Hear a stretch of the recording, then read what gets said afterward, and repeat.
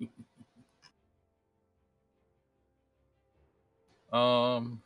why are the players on that map?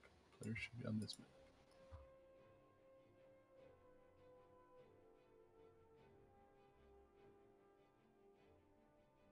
I'm afraid I don't know what to look for.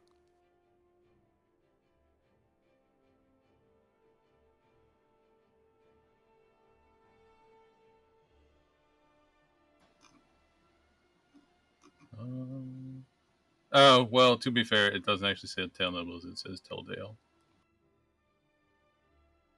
Telldale? Yeah, it's a loading ready run check. Oh.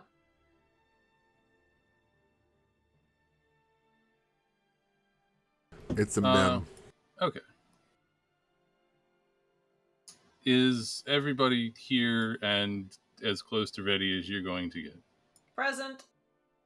Faking it. Ah, The picnic is real.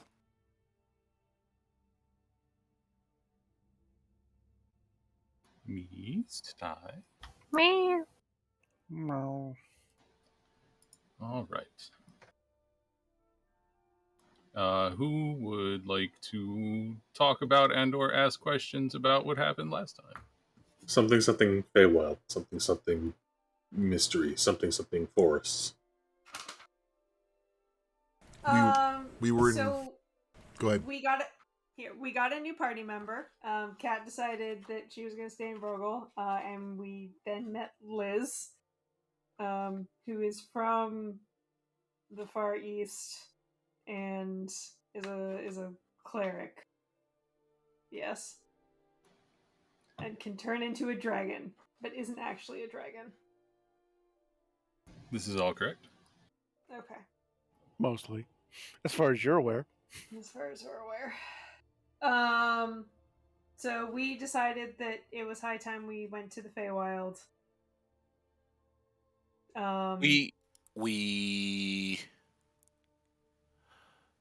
We had the most pressing issue of Corwin's magic thingamajig being stole, but we didn't know how to solve it. Oh, So right. So we came to the Feywild in the meantime because Iris wanted to learn about her past, and Andrea said, "I need to help you." Yes, 2 notes on that front. The first is a while ago, a couple weeks, I posted the thing about the guards. It felt a little rushed, so I wanted to give some more information there. Corwin absolutely was intelligent enough to have such a thing that was so important be guarded, and the guards either didn't see or are really good at lying about seeing something take it, basically. So you're pretty confident that it wasn't just walked right out the front door. I don't know if anybody else wanted to pursue that any further, but I would give you the opportunity to do so if you wanted to add anything there. Given that, Carl would be under the impression that it might have been magicked out. Teleport away. I think that's probably a pretty safe assumption. I don't know if any residual traces of that would have been left, or sigils on the ground from like a teleportation circle or something, if that's something you would have found. Yeah, I will say that you all were investigating this together, so whoever wants to make a investigation check, I'll take 1 check or with advantage or 2 checks. However y'all want to do that. Hands up. I'll go as well. Cool. Okay. Ooh. Woohoo! Okay.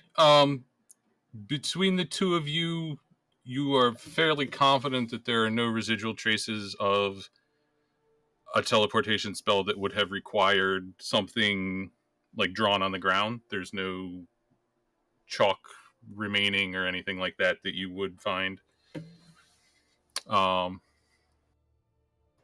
Anybody who's proficient in Arcana can give me an Arcana check as well. Jesus. Wow.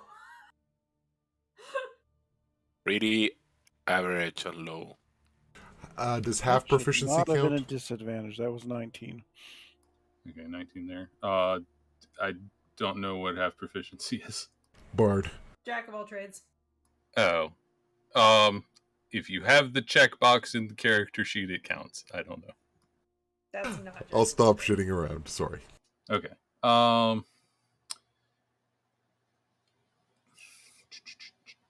Yeah. It's a little difficult to tell just based on the massive amount of magical energy that was there anyway. But as far as you can tell, there were no spells cast in the area that shouldn't have been.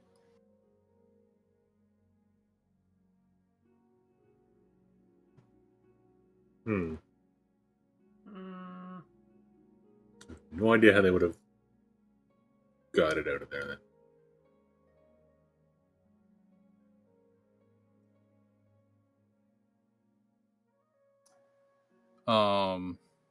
Anybody except for Liz can make me. Ooh. Just a luck check. Just 1d100.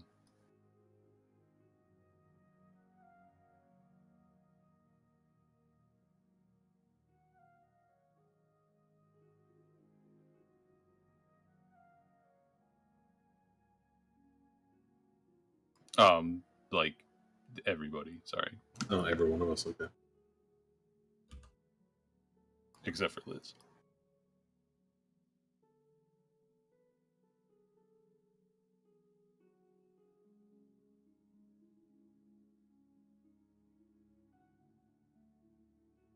Okay. Yeah, nothing springs to mind. We're missing a mist. Oh. She's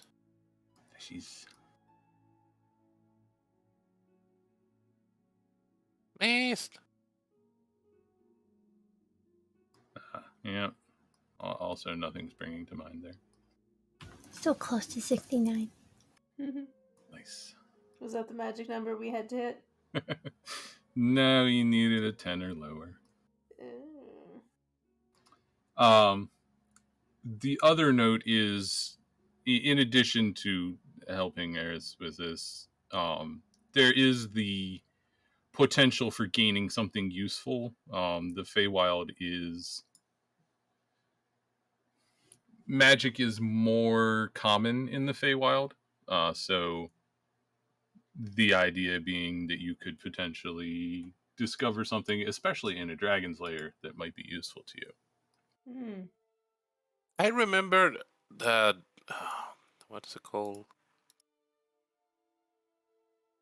Menace was like eager and happy for us to get here because it will be any news from that nest will be good news.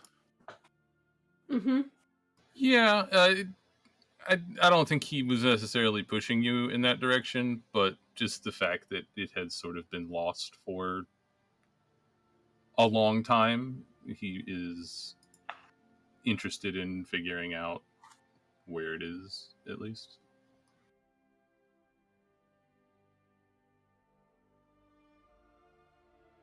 Okay. Any okay. more with this, or should I continue the recap?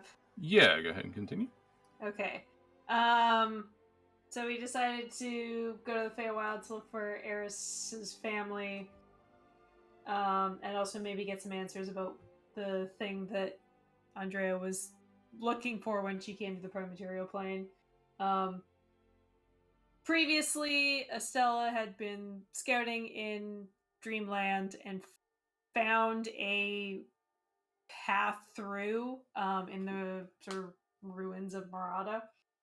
And so we went there and we found that there was a big Feywild tree that had been displaced onto the prime material plane and was like taking over this little island. And there was a bunch of Maratans that were trying to log it, and we chased them away so that they didn't fucking die. Yeah, I think probably had taken over the island. I don't think it was in the process of doing that anymore. That's fair. We transformed into T-Rexes and made it be real scary. And then we went through and found ourselves in a big dead patch where that tree used to be in the Feywild. Yeah, I'm not sure if I made it clear, but you did see some evidence that the area specifically around where you came out was starting to regrow, so yeah, it's probably not permanently dead. And we wandered around this little like tree, this Fey island to try and find a way to cross the tree sea. And we met a very big celestial cat that has been following Ashish around and seems to have a thing for Liz. We fought some Bahir that wanted to eat Eris. We found a village and a crone that tried to offer us some sketchy deals. And then Liz cast Divine Intervention. And we all went to sleep and woke up at Andrea's house. Yeah, that's fairly accurate. Just so the players are very clear on this, the characters don't. Actually, the characters probably don't even know that Liz cast Divine Intervention. But just so the players are clear on this, it is not Divine Intervention that caused whatever has happened. That just happened to be a convenient splitting point. Well, no, I won't. I take back that it happened to be a convenient splitting point. The way things have happened, that is just the last thing you remember. Okay. Yeah. So you all have woken up. Andrea's mother has poked her head in and is eager for you to all come down to breakfast and tell her how your adventure went. Are we all in the same room? For the sake of convenience, yes. Or perhaps you've all poked your heads out and gathered in a common area or something like that. I will sideways glance at everybody like I think you have never seen a more what the fuck face on an Adam's face. Just so you're clear on this, how is who Andrea is presenting as, how does that work right now? They're taking turns or something? They taking turns. Okay. shared custody. Yeah. How do those turns work? Is it just one per day? I have a system per day. If you tell me how many days have passed, okay, or I can share you on if you don't want me to tell me the amount of days. You'll figure it out pretty quickly anyway. So this is the morning of the 11th day since you went to sleep on the island. So the day that you would have woken up was day 1. 10. It's now 11. Oh, goody! It's freaking winter then. Oh, okay. Fantastic. I just look around at everyone. Is anyone else having some memory issues? Yeah. Did Spring drink too much last night? What happened? So you would all then remember that Andrea was who last night? Andrea last night was autumn and now is winter. Well, no. So on the 10th day it would have been autumn, but does it actually work out that it was autumn Yeah, also 10 days ago? she should have. Yeah, Okay. I mean, okay. If normal timing would happen today, she would have woke up as autumn. Because of 11 days, she woke up as winter. Right. Gotcha. So who would she have been? 11 days. Who? Oh God. Who would, Oh my if she god. was autumn? Who would she have been the day before? Autumn. Oh, autumn gets 2 days. Autumn gets 4 days. Ah, jeez. Okay. So when she says spring, you all remember last seeing her as autumn. Wait, what? What? Math? What is the last thing everybody remembers? Are you asking them or me? Something vague about a witch and deals about cutting fingers off, and then Going a trip. bed? Going to bed? Yeah, we went to sleep. Oh my god, yeah.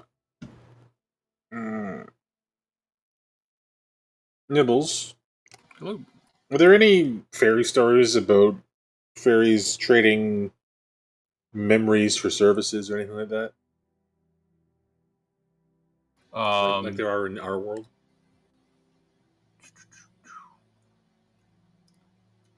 For Corwin, probably not. If Corwin were to ask Andrea, Andrea, make me a history check.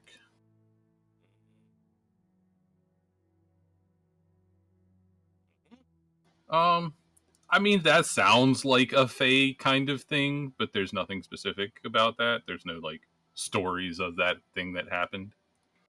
But, yeah, I mean, Fae probably have the power to mess with memories.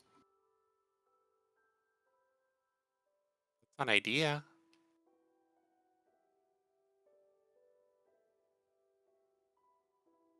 I'm going to go back into my room and search through my pack and see if there's anything missing that I think should be there or anything that is there that I don't remember having been there. If I've written any notes about what we've done.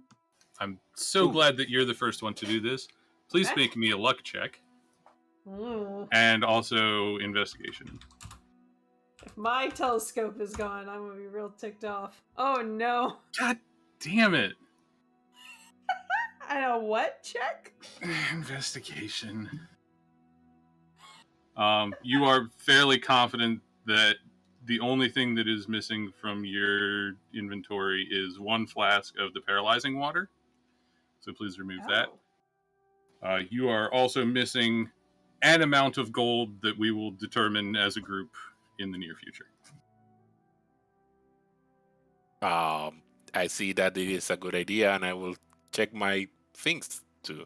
I will announce to people that I'm missing some money. Yeah. Okay. Yes, you all discovered that you are missing an amount of money. Not all of it. You still have plenty. It just like maybe you spent some kind of thing. Andrea, you are missing. Well, you're not missing. All of your acid and poison vials are empty, like they have been used. No. And you discover on one of your fingers a ring. The fuck? Just a simple silver band. Did I get married? Did Summer get engaged or eloped? No, it's on your, I don't know, right index finger.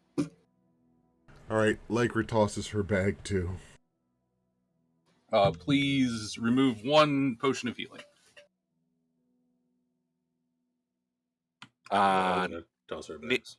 Nibbles, the poison on the copper fangs is also drained? Yes. Okay. Okay, so as a group, and I will let you decide how you want to split this up, you are missing 1,350 gold.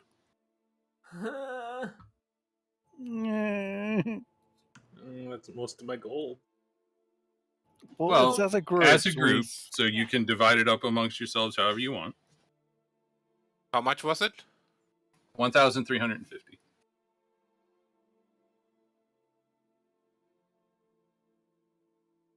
I have 300-ish gold.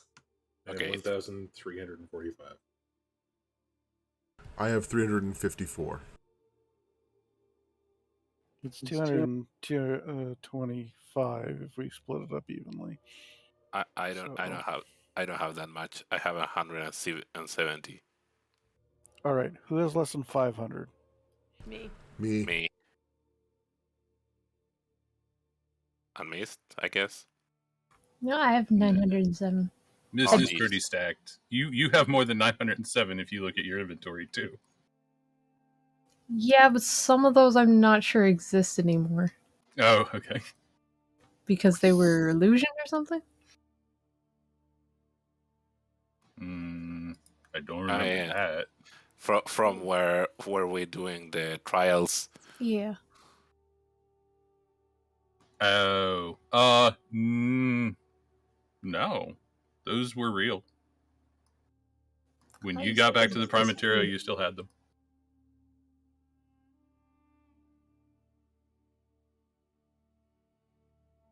Okay.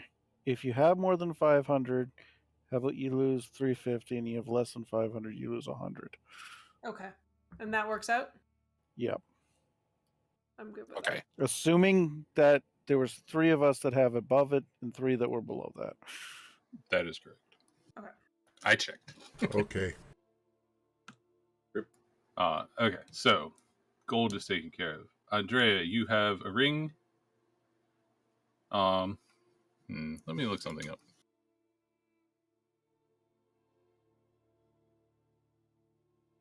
Actually, let me ask Jamie. that. How are we handling knowing what a thing does once you're attuned to it? Do you just instantly know, or do you have to play around with it?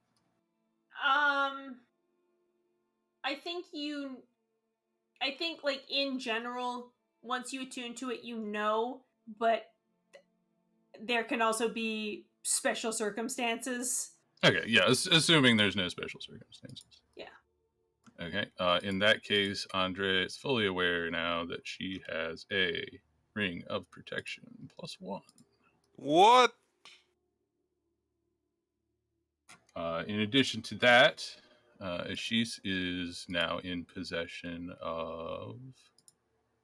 Oops. Possession of Is it a oops. ring of protection or a ring of protection +1? Because that would give +2 bonus to AC and saving throws, wouldn't it? Yeah, it's the +1 version of a ring of protection. Okay, then it's just a ring of protection. Ashis is now in possession of what I have renamed as the Cloak of Seasons Change, but is actually the Cloak of Elvenkind. Ooh. So you're saying that we will never see Ashis ever again? Goodbye, Ashis. Yep. Let's see. In addition to that, I believe Lycra, you've marked off 1 healing potion, correct? Correct. Estella's marked off 1 skin of paralyzing water. Mhm. Jamie passed her freaking luck check, so she still has that damn adamantine ingot. Ha! Andrea has marked off all the acid and poison. Yeah. Ashis, please add 5 arrows to your stock and -1 smoke bomb. And Liz and Corwin, you each in your inventory have 2 bottles that are empty with some red residue at the bottom of them. Our investigation, arcane check on what the bottle is? Yeah. Sure, it's like a 5 DC. I can't fail. They Neither were can healing I. potions. You said add 5 arrows, right? Correct. 5 plus 5 arrows, -1 smoke bomb. Okay. Liz looks over her body, trying to find where she might have been hurt. You all, nobody is injured now. You're back at full hit points. You don't have any stat drops. You don't have any temporary HP. You have all your spell slots back and everything. But you can sort of feel the twinge of some new, recently healed injuries on most of you. Yeah, I won't say that anybody is more injured than anybody else, but you felt like you've been through a battle or two.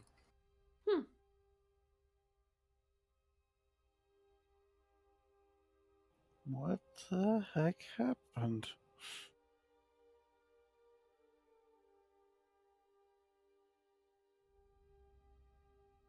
I don't know. I'm gonna use my Eldritch Sight to look at us and try and see if there's any like magic that may have altered or erased our memories. Ooh, okay. Can you link to me what Eldritch Sight does, please? It just says you can cast Detect Magic at will without expending a spell okay. slot. Gotcha. Let me look at a thing.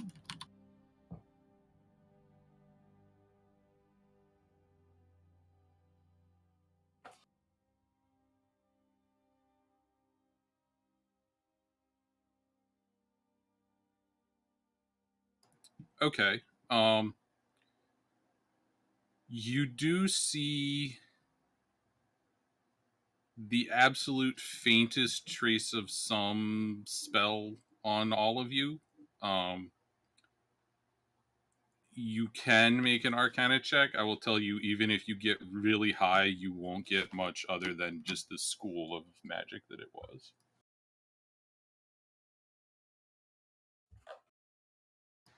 Similarly, does Lycra feel extra exhaustion from possibly using her transformation?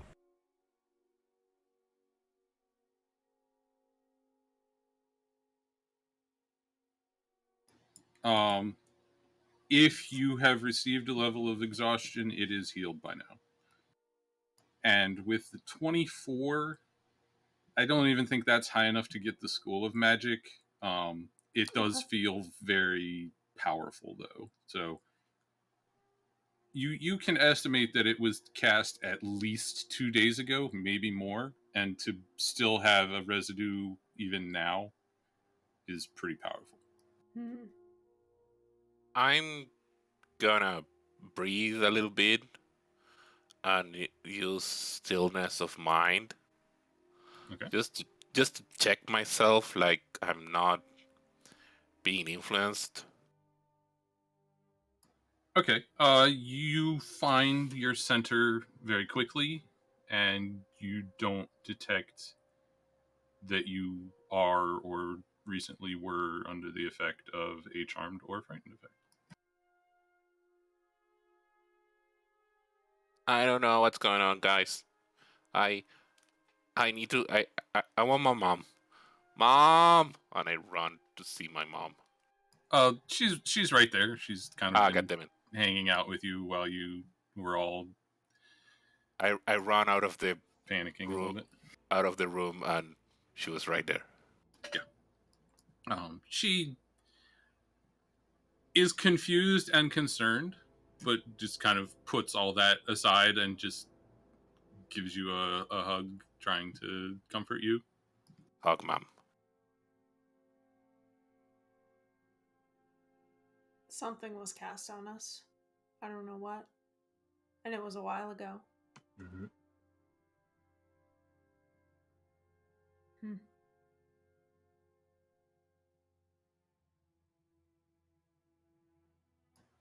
As you all sort of talk amongst each other with Andrea's mom there, she will give you a brief bit of the timeline. You arrived 10 days ago, or 11, I don't know. It's you've been gone for 10 days basically. You gave her a brief rundown of you were there to look for the Copper Dragon Lair. You came over from the island, which had a name that I don't remember. Elion. That's where you plane shifted in from through the tree. You told her all about that. You stayed there for 2 days, the day you arrived and then the day after. You left the morning of the third day. You were gone for 7 days total, and today is the 11th day that you came back. When you came back last night, you talked with her briefly, but basically all she could get out of you, you were very tired from your journey. You wanted to sleep. You talk about it more in the morning. Mm.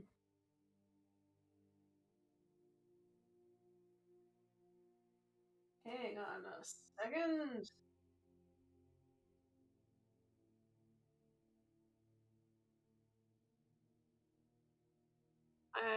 Is Eris with us? Yes, she is. She's I will similarly confuzzled. look at Eris. Is this a thing that copper dragons can do?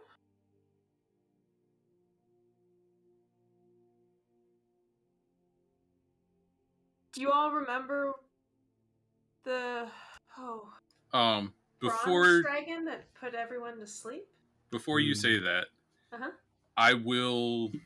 Well, actually, I will just ask Andrea. Would Andrea have said anything to the group about not letting her parents know that Eris is a dragon? I will also say that Andrea's mom didn't mention anything about Eris being a copper dragon in the explanation, but Can we just reword the question then to be, or would Estelle anything to reword the question of, is this something copper dragons can do? Just out to the group. yeah, I'm fine with you doing it either way. I just want to make sure that you know that that's possibly not something that you should say. Would Andrea have told us one way or the other? I guess in some way, like not directly, hey, don't say this, but I think would have made it clear at some point. Okay. So you would still be operating. I would still.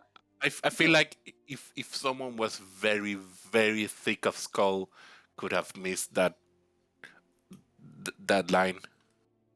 I would still direct the question towards Eris, but just say, is this a thing that copper dragons can do?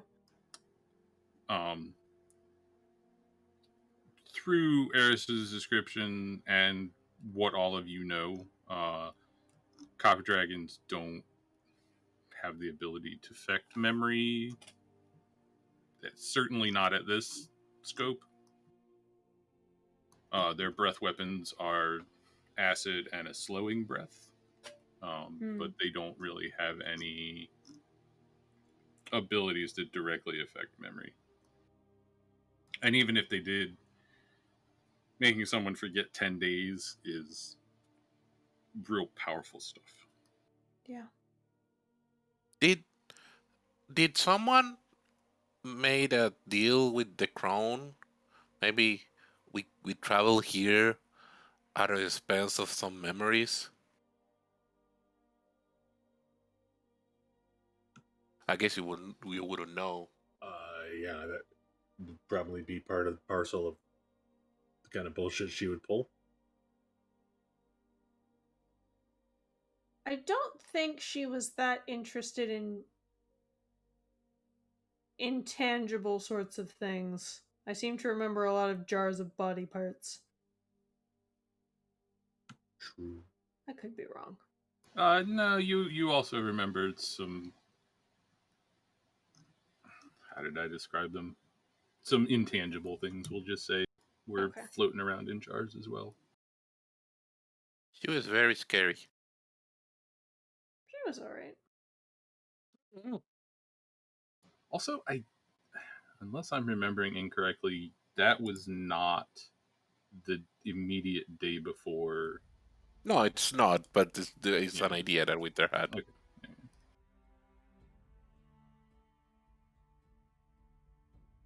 Is this... I looked to Andrea's mom. I'm so sorry, I don't remember anything about this place. Is this a village, or do you live sort of out on your own? She will give you a brief overview of the city of Denair. It is. Oh, it's a city. Yes, it is a city that basically takes up the entirety of the forest that you see on the map. Through some questioning, you would figure out that it is a society very integrated with nature. They're the type of people that grow trees in the shape of a house if they want a house instead of cutting a tree down and making it into a house. Mm-hmm. There's, I don't think she would give you any specifics about points of interest, but we can get to that later if you all decide to leave the house.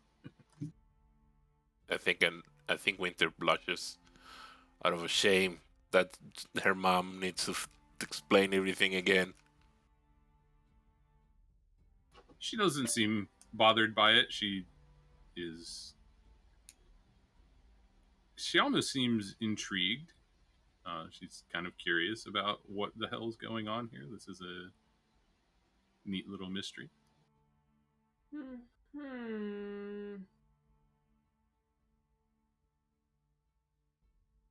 So we were out for 7 days. We seem to have gotten in a fight. Obviously, we found something. Mm-hmm.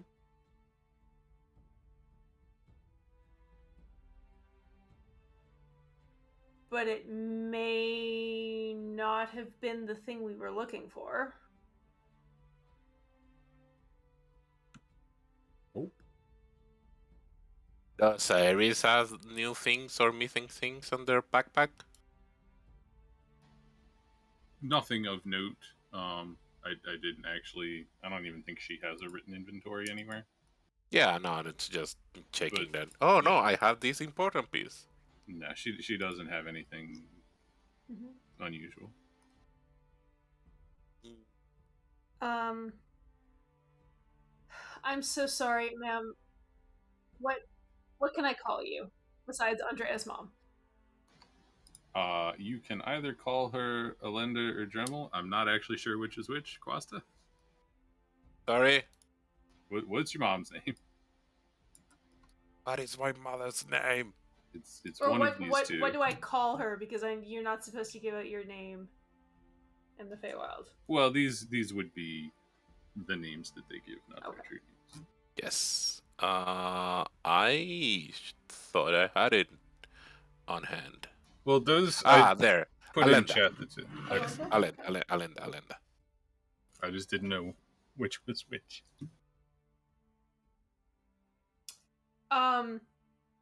Alenda, do you remember if we spent any time in the city? If we talked to anyone?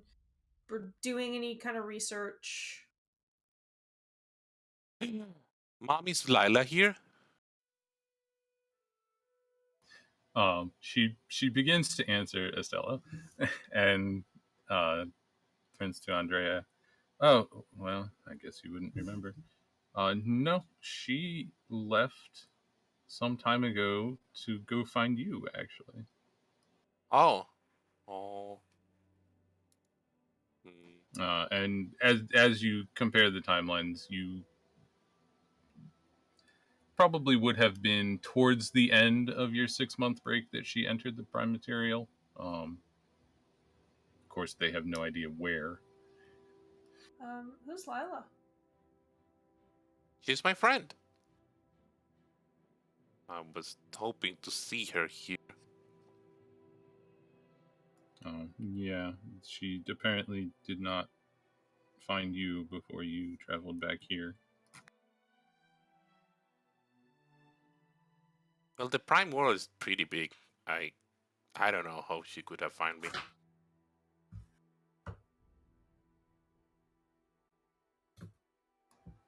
No? Back to my question. Yes, back to your question.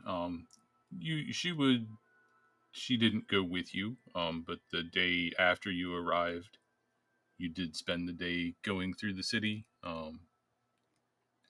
in what you would recognize basically as a shopping session.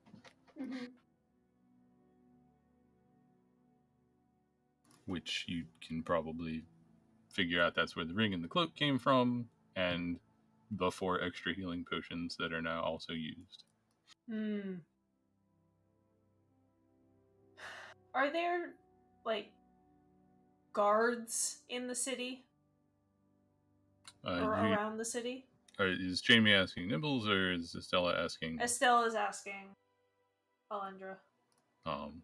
We have little need for such thing.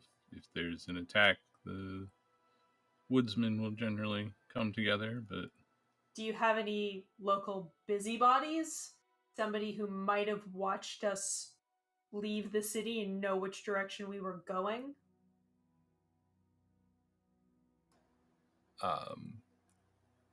Wouldn't how that be rude?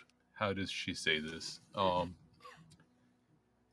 There's no one that would admit to it willingly, but you have described pretty much the entire population of the city. Okay. If that's Because, the entire, yes, that would be incredibly rude. if that's the entire population of the city, did you see where we went?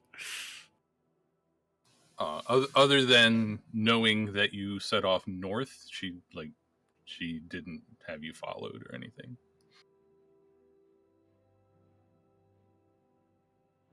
What's north of here? I don't think she would know, but based on what you all had discussed beforehand, that makes sense. Andrea's kind of only lead was to take you to the place where she found Eris's egg, which would have been north of here. Mm. I raise my hand. Yes. Yes, Could we have breakfast? absolutely. You all gather in downstairs, and a vast feast floats in on trays and lays itself out before you. Any kind of breakfast thing that exists is available. Oh my goodness. I say hi to all the unseen servants. Hi, Terry. Hi, Larry. Hi, Johnson. They don't answer. They don't answer back. No, they have no personality. And there's a selection of the finest vegan wines. Serious question here: is there un-vegan wines? No, it's just wine.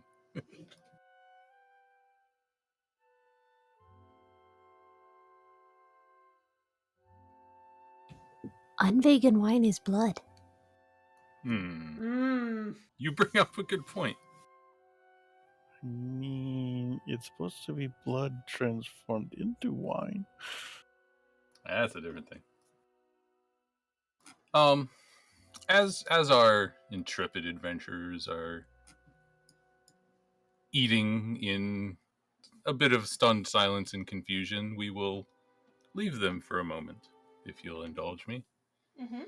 The camera, as it were, will pan up from Andrea's house and slowly focus in on the mountain in the distance. And the veil will part, and you'll see very briefly Cerise Spire standing over the deserts of Vroggoll. The veil will part again as the sky turns dark. A thick layer of sulphurous clouds casts an ominous and permanent darkness across the desolate landscape below. As we continue forward, we see another mountain standing in about the same location as its other planar counterparts, but looking very different. This one stands only about a third as tall, the top having been apparently blasted off in a volcanic explosion of titanic magnitude. The remaining plateau holds a massive lake of lava at its center, which roils and crashes in waves in a wind, or just like a sea would. As we draw closer to it, we see the city-state of Flethagos, one of the 9 nations that inhabit the Hells. Large palace standing in stark opulent contrast to the rest of the ramshackle city overlooks the lake. And in a workshop at the top of one of its magnificent spires, a woman is bent over a table in concentration. While she is short in stature, even hunched over a workbench, she manages to give off an air of haughty command. Her blood crimson wings slowly furl and unfurl in concentration as she works. At the door, a timid knock interrupts her concentration. She turns with annoyance and barks enter at the door. An almost emaciated Rakshasa enters the room and offers a sheaf of paper with a shaking paw. The latest reports on the levels of food and supplies in the city, my queen. The advisors estimate that we can survive for only another week against this siege. Then you had best leave me to my work, she replies, gesturing behind her. This will be our salvation as soon as it reveals its secrets. The Rakshasa bows and backs out of the room, leaving her to her work. Before the week is up, the top of the tower explodes, showering chunks of masonry and tile across the city. Another week after that, the siege is broken, and Phlegethos begins its counterstrike.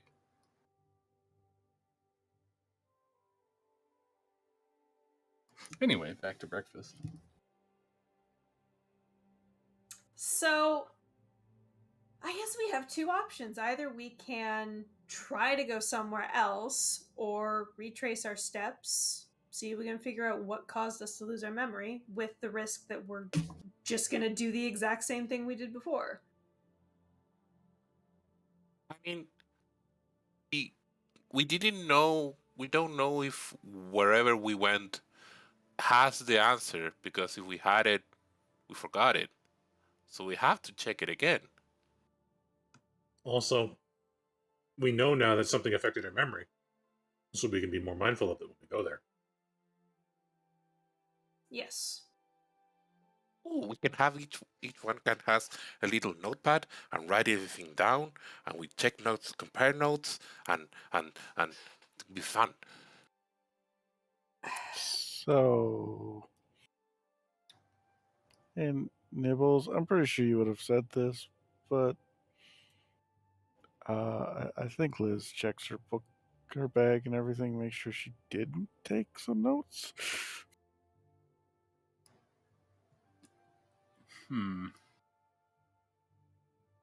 I will say that it is entirely possible that some or all of you have something written down. Unfortunately, I cannot inhabit the minds of your characters, and I have no idea what it would be.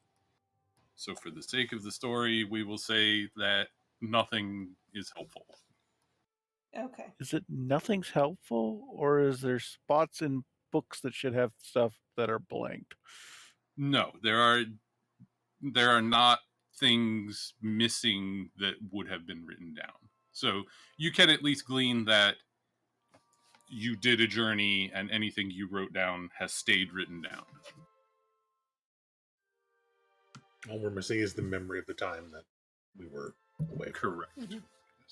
So, actually, I will say, even if you would normally have written something down, you can tell that you did not write anything down for the past 3 days. Sorry, 4, actually. So Liz's travel diary is oddly blank for the last 4 days. Let me just make sure. Yes, correct. I do. Go ahead. So it's somewhere in the last 4 days that this all kind of happened.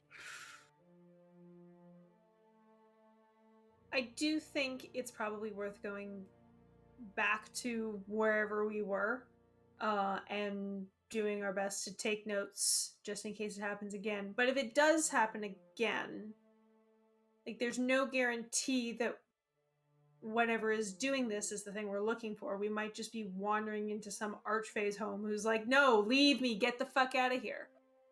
I don't want us to spend the next few months continuously retracing this thing just because it's something we can't remember. Okay. Well, go ahead.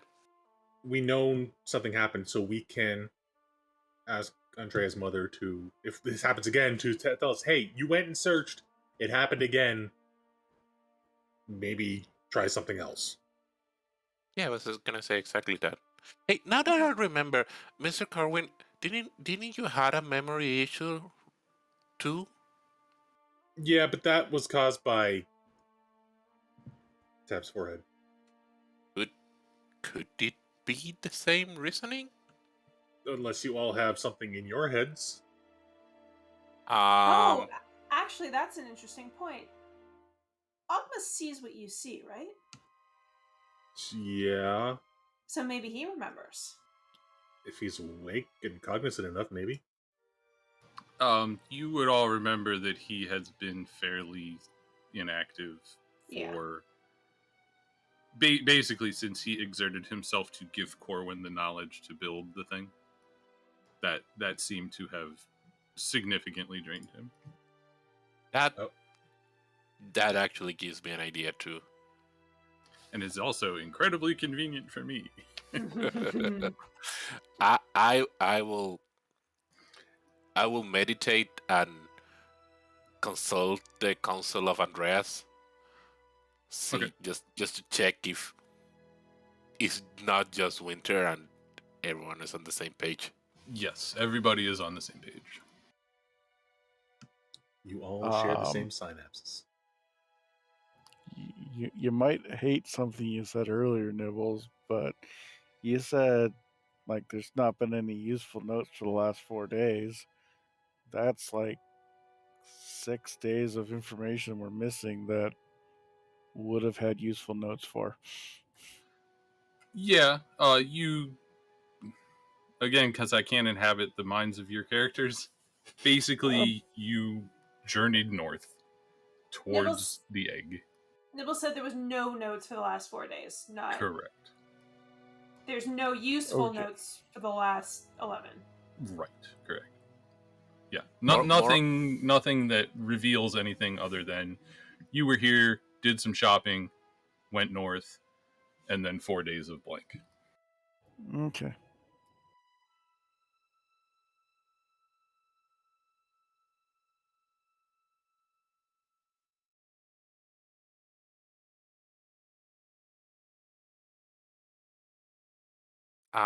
Mom, Hello. is father joining us? Is he home? He is, I believe, meeting with. Where'd my notes go? Tigrine. She's being grumpy about something as usual. She waves her hand like she's absolutely over it.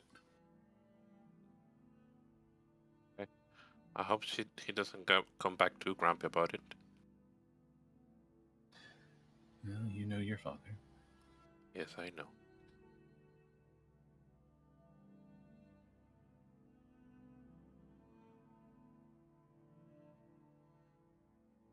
Well, at least it means I can show you the city again. As you say that, you it comes to mind that if you need protection against something magical, perhaps an Anna would be able to offer you something. That's the enchanter on the sheet.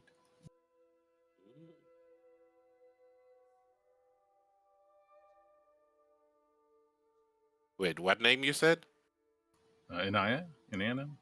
I don't actually know how to pronounce it. It's spelled like this.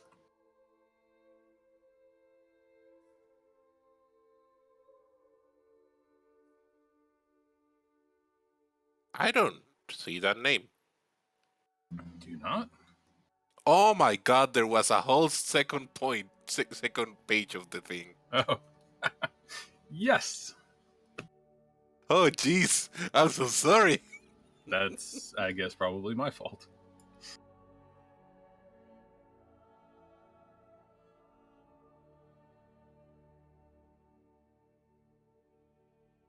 Well, at least we can go see people again. Yay. I can't think of a better place to start, so. Are there notebooks here that we can all dole out, or do we need to go buy some? I'm comfortable with hand waving that. Yes, Okay. you can each have a So- notebook. Everybody needs to take detailed notes of what they do. So there are enough nerds in the party that we have notebooks to spare, I'm sure.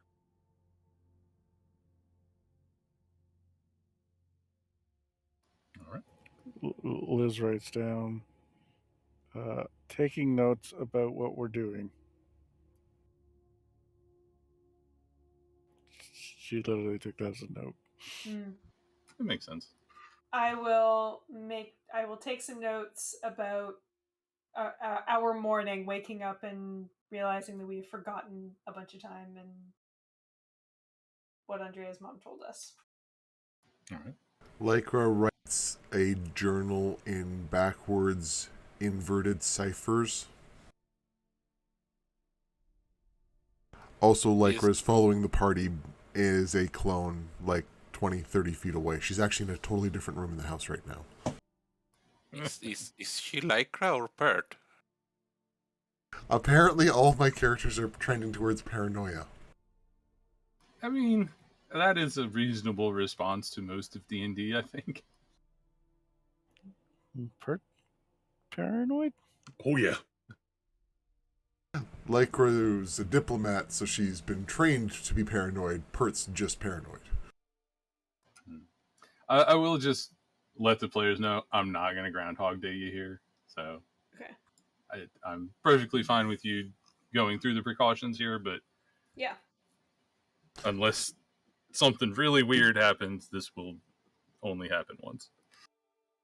It's hard to groundhog you when you were actually going to relate through unless it's just next session starts. You're back at home. Exactly. That's not going to happen. Spoilers. I feel that that's necessary to prevent the players from becoming paranoid. Too late. Okay. All right. So, Andrea, where do you take them? What did you say, Jamie? I was just going to say, I suppose we should go shopping again. If shopping's what we want, we should go see Inania. Ahuna? She right? Yes, she.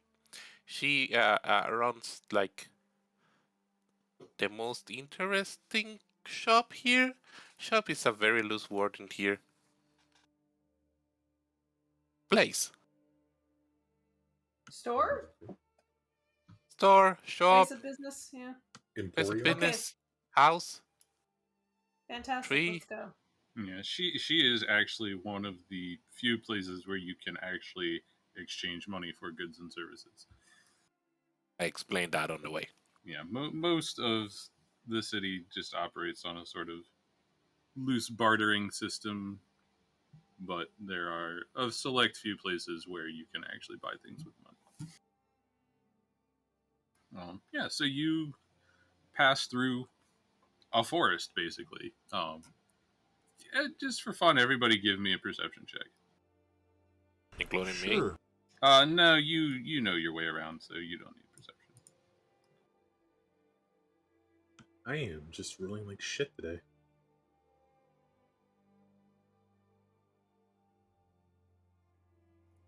It could be worse.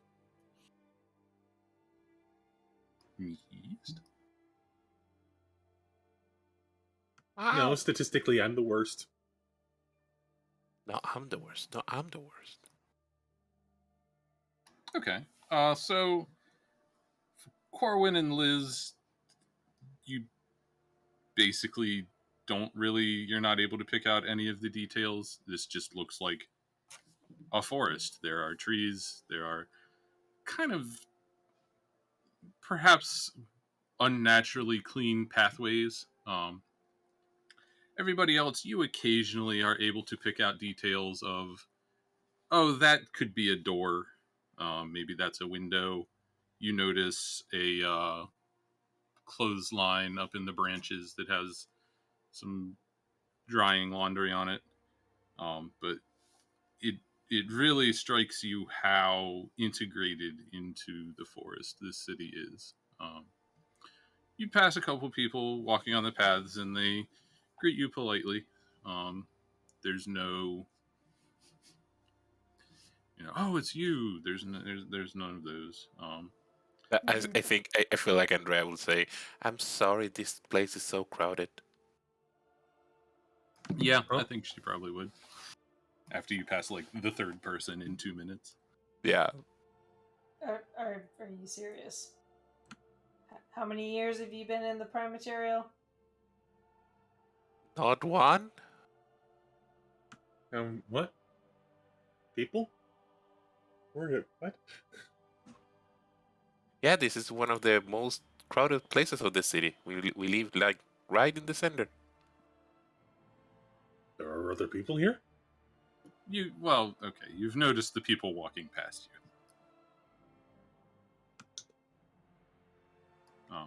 You eventually arrive in front of a similar looking tree to everything else. One thing that you do notice is this tree is on the edge of a very large clearing. The clearing dips down into a natural looking amphitheater, and there are some clumps of people scattered around talking. You see more floating trays with mostly what look like wine goblets on them going throughout the area. Um, and you step into a tree and are greeted with a cozy looking, what basically amounts to a shop. There is a middle aged elven woman. You would probably be able to tell that she seems to prefer the summer season. She looks up and says, "Oh, welcome back." Uh, Good morning, Mrs. Anya.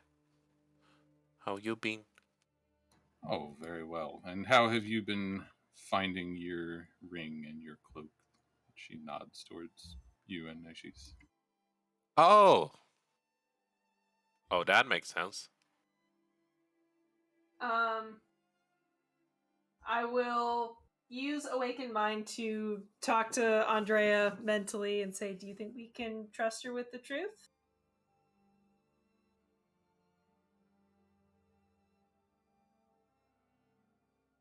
After a long silence, Andrea will say, "I don't know."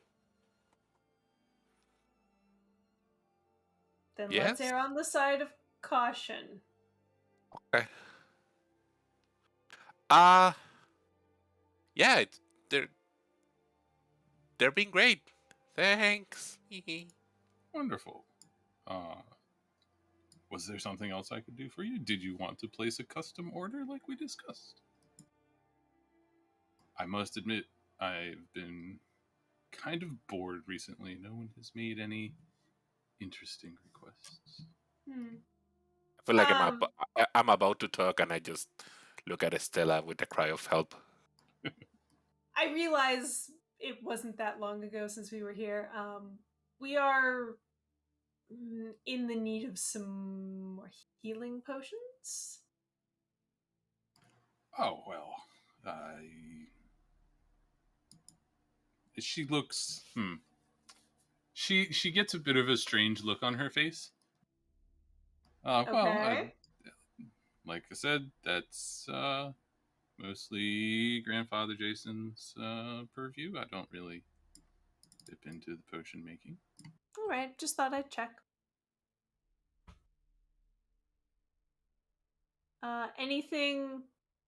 Anything new since we were last here?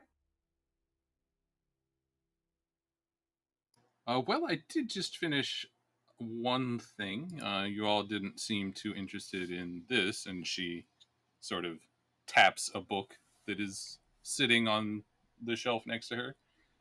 She taps another book that is sitting right next to it, but this one is slightly different.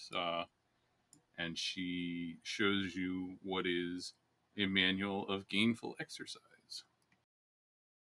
Same deal as this one, 1950, but if you bring the spent book back, you get a refund of $9.75. A book of Can what? I glance at the first book and see what it says? I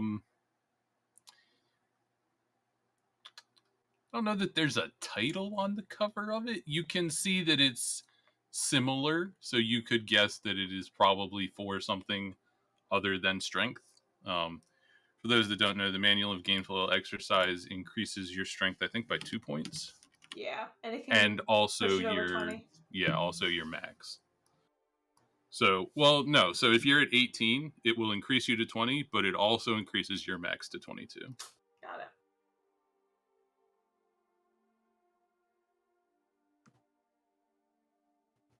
So you could probably guess the other one is for something other than strength. I don't know that you might know that it only comes in the physical flavors. Okay. I'm sorry, miss. My brain was scattered last time we were here. Could you? I don't think I was paying attention. Could you remind me what the other book was?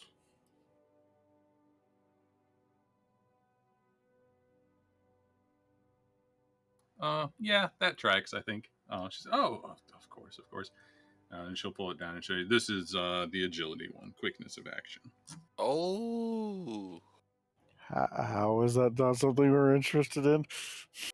Probably because we didn't have the money for it. You said 1950? 1950. Yep. oh, why money?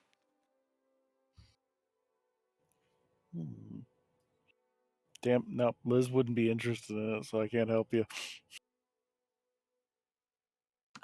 Before we get too googly-eyed over this, do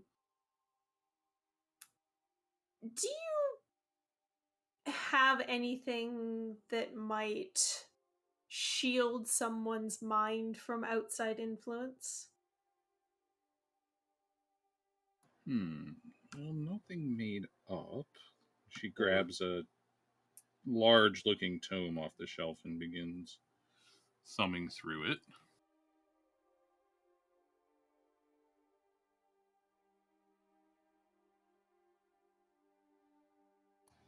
I could probably whip up, and she describes to you what is a ring of mind shielding. Do I think that would be enough for something? If she's being like, "Oh yeah, I can just whip up something quick," Estella might be a little hesitant that would be strong enough to resist the kind of magic we just walked into. Well, let me back up a little bit. She says that it would probably take her 2 seconds. Sorry, what's that? Sorry, just 1 second. Okay.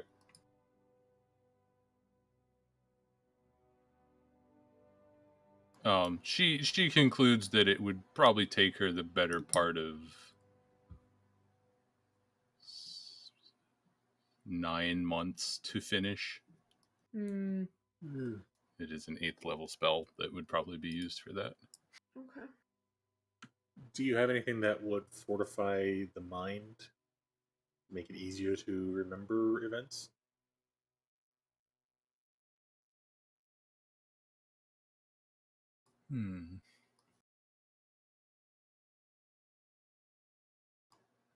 I, the DM, am not aware of another item that might be used this way. If y'all are aware of something, let me know. There's a So thing that. Oh my god, what the heck is it called? It's a 3rd level spell, I think. something that strengthens our wisdom will be helpful, I guess. Like the wisdom is what normally works against being influenced, right? Probably. Let me check. Wisdom is usually memory. Charisma is usually sense of self and identity. Intellect Fortress is what I'm thinking of. Mm-hmm. That being, well, I don't know that it would be useful enough for what we need. So it would give you advantage. Yeah. That would take slightly less time. Let's see, third level spell. She estimates that she could have that in like maybe a month or a month and a half. Mm. I think I- sooner than that, aren't we? I appreciate your willingness to help. I think we're hoping to not be here for quite that long. We aren't. Are you concerned about being targeted by spells that would affect your mind?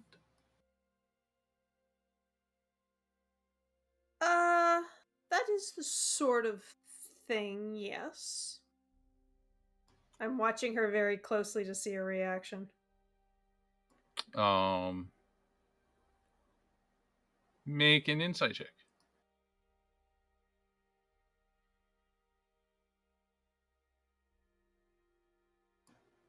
She seems just like a shopkeeper trying to help by getting money away from you.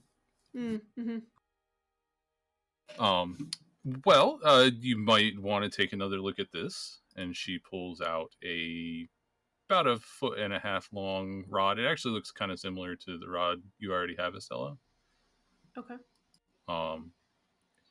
She looks at you for a second like you should already have been told what this is, but then maybe puts two and two together a little bit. Mm-hmm. And goes on to explain that this is a rod of absorption. When you hold it, you can negate spells that are cast on you up to a certain amount.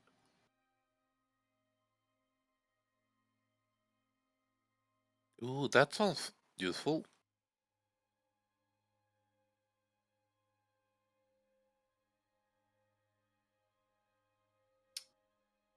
How much was this again? 1350. Oof. Is David back yet? Good call. Yeah, let's actually go take a 5-minute real quick. I need Sure. some more tea already. Okay.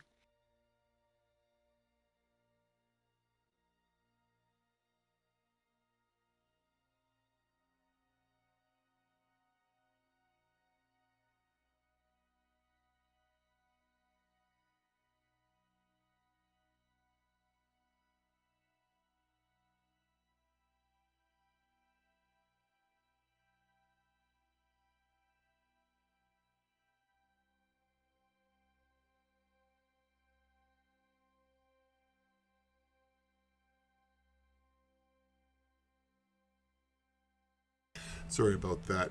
Got a phone call from my dad. Was chatting with him about TVs, apparently. It's okay. We're taking a 5. Yeah.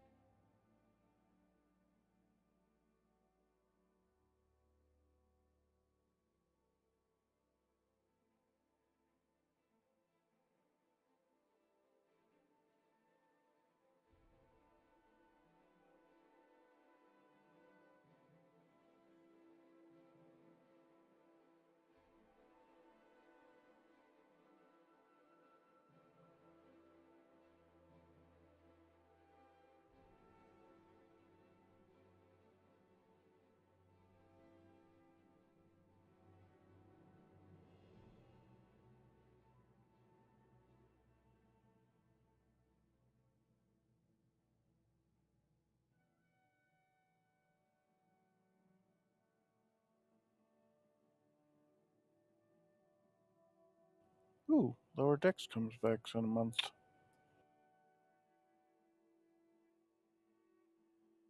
What? Lower Decks come back in a month. What is Lower Decks? The Star Trek cartoon. Ah, yeah. Is The it good? Star Trek cartoon for adults. Is it good? I enjoy it. Is it too for adults?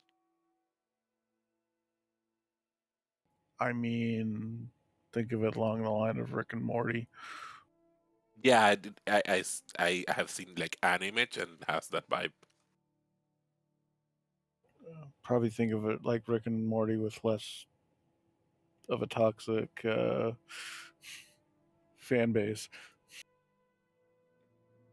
Plus, isn't it I've never- partially being directed by the actor who played Riker? Maybe. Oh, What's this? Lower Decks is coming back next month. I know he Right. cameoed in one episode for sure. He's cameoed in a few, but I mean, it's a cartoon. It doesn't have the same type of direction. There's also gonna be a crossover with Strange New Worlds, which is gonna. And- I'm gonna be very interested in how that works. And David has gotten very loud. Time to I turn him down. apologize.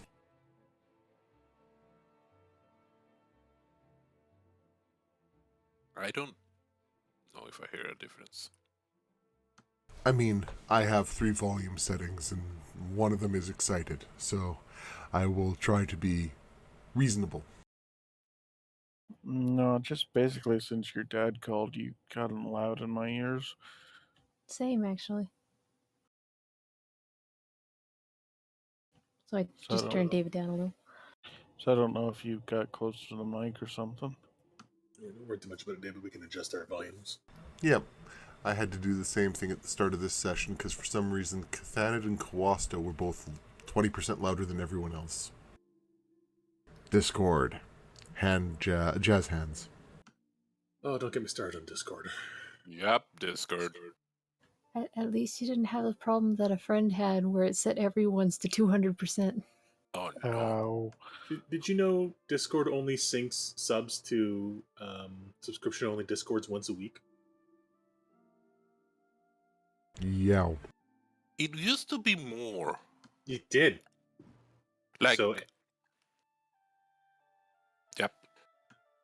so we get pings in case Discord all the time from people like DM saying, I can't get in. Can you reset the Discord? And the only person that can do that is Kate. Yeah, I got booted like a week ago. Are you still subscribed? Yep. But I You got should have synced, you know. I sent a message to Ints for whatever their name is, and Safe. yeah, and they didn't respond, but I was back in within when I woke up from work 14 hours later. Welcome back, Nibbles. Apparently the official reasoning is it costs too much money to sync Discord more frequently than once a week, which I believe it. yeah. Reasonable. I'm back. Welcome back. Especially because Discord does a lot for not a lot of money for many, many people.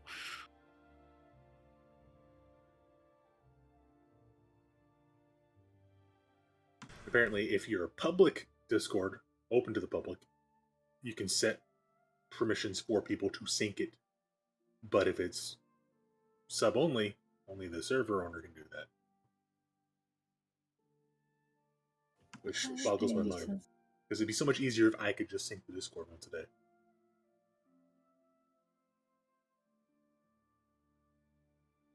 I wonder if there's a script you can set up to do it. A third party one where you put your credentials in. Maybe. But then there's risk of, that being not safe code.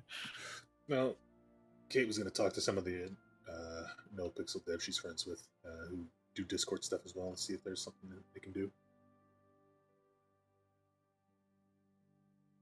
So hopefully something can be written.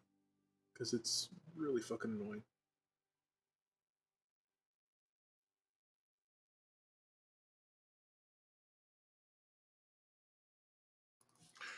Has everybody returned? think we're all here. Yeah, sorry about fading out there for a few minutes. My dad called to ask questions about TVs. I need a sec. Not a problem. Her tea's not ready. To both of you.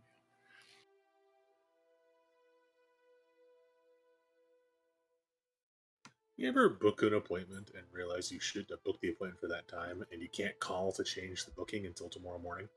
Okay, I'm back. Sorry, I was just doing a little spider murder. Oh, Death. No, but I believe it, Cathanid. It's one of those things that just... I hate scheduling things because I either schedule it for first thing in the morning and am rushing, or, oh, hey, I really should have scheduled that a month and a half ago. Fuck. No, that's where I'm at. It's like, I scheduled something for 10:30, and I'm like, I might not be able to make that, and they're not open until 8:30 in the morning.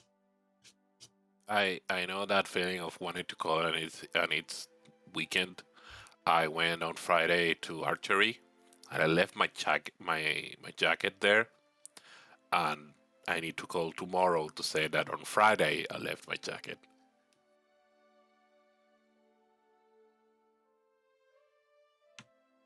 Yeah. Right. We are all back now that spiders have been squashed. Mm-hmm. alrighty. Let me get one thing ironed out here real quick, and then we'll start back up. Do we have missed? Meow. Ow. Right there.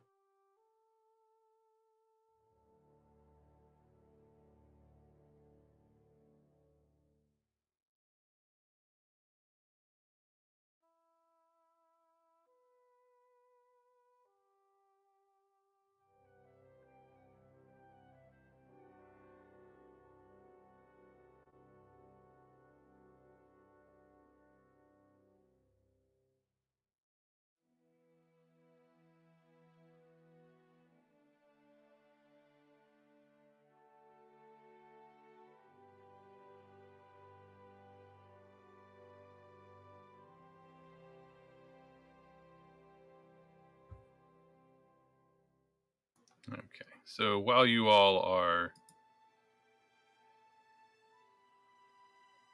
dealing with trying to purchase some magical items over here, Liz is off in the corner shuffling through her deck. I believe 29 is not Nope. good, so you unfortunately gain no useful information. But you can try again tomorrow. I swear to God, divine intervention Uh-huh. is a problem. Okay. You But I can don't just have any tell me clerics. not to use it. No, hey, It's a class it's an feature. ability. Yep, it's an ability. You are. There's no point in having abilities if you can't use them. Look at it this way. It's an exercise for the DM in critical thinking and how to convey the information. Yep. Mm-hmm. So the rod is 1350 and the book is 1350? The books are 1950. 1950 each, 1950. but you get 975 back if you bring the spent manual back to her. Okay, well, I'm gonna look at the people who have money. Yeah, it's useful. Not it. She is, I think, picking up based on your very pointed questions and the fact that you don't seem to remember being here before. Uh-huh. That you don't remember being here before, and also shows you the other two maybe more adventure focused items she has made. There's plenty of stuff laying around, like a bunch of pots that heat themselves and brooms that magically sweep the floor by themselves. But the adventure focused items, in addition to the three you've already seen, she also has an amulet of health, and to go with the cloak, the boots of Elvenkind. Those are 750 and 450 respectively.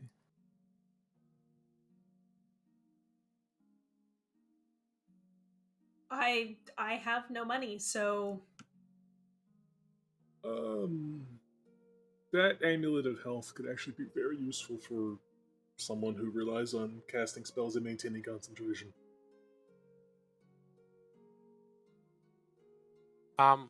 Miss Anania, Yes. sorry to bother you, but I think you catch up what happened. It would seem that you all have been affected by some sort of memory magic. Yes. Yeah. Could you help us out? Like, last time we were here, did we say anything or where we going or something? That you tell me. What would you have told her? I don't know, Nibbles.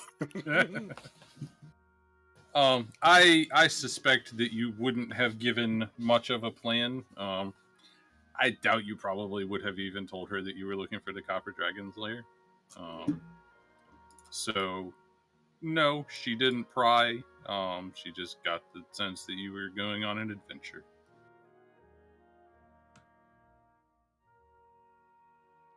Okay. Sorry to bother you. Do we have stuff we aren't using that we could sell? Ah. Liz does not. Yeah, like, Corwin has the one magic item he's created. Unless For you want himself. to, unless you want to sell the unused dragon orbs. Mm-hmm. If you look under party inventory and then items, or even potions perhaps, you will see all the things that are not currently equipped to a person. How much does she want for that greatsword? Ain't none of us using that greatsword, guys. Let's be honest. Mm-hmm. That's Oh fair. yeah, we grabbed that razor specifically to sell it. She will give you fair market value for it. God damn it! I should have looked this up. Mm-hmm. Wow. Or would she just be willing to do a straight up trade for like the amulet of health? Oh shit! Well, she's not willing to give you that much for it. Normally, it's half price when we sell back in normal D&D. She's still not willing to give you that much for it.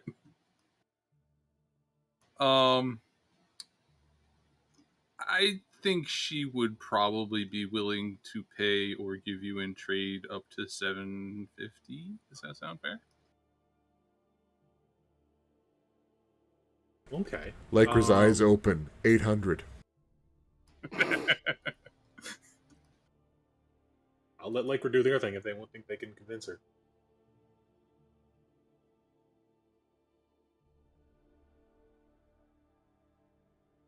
um, I don't think this is a situation where I'll even have you make a check. They don't have a lot of use for swords in the Feywild, so I think 750 is about as good as you're gonna get. It's more of a curiosity piece than anything. Yeah. That was more of just Lycra bargaining because it's bargaining. Okay, Yeah, so understood. I kind of grab the group together. Why don't we sell off that sword, grab the amulet, put the rest towards the book, and we can pull the rest to get the book, and we'll bring it back after and get a refund. I raise my hand. Yes. What if... How long does the read takes to read? The normal amount. I think it's like 6 days. We were gone for 10, so. Yeah, 48 hours over a period of 6 days. Yeah, but if you forget halfway through reading it, I mean, we'll still have the book, and yeah, but it has to be within a period of 6 days. How many times has she made us buy this book? You know, that's a fascinating point. I just outside of the game, I don't know that would necessarily set you back. It's because like it's not knowledge. It's you're kind of absorbing the magical essence of the book. Yeah. Right? But that's sort of an academic question. Other other thing, we have that mithril half-plate armor. Yeah. I don't know if she wants that either as a curiosity piece. Let me look it up.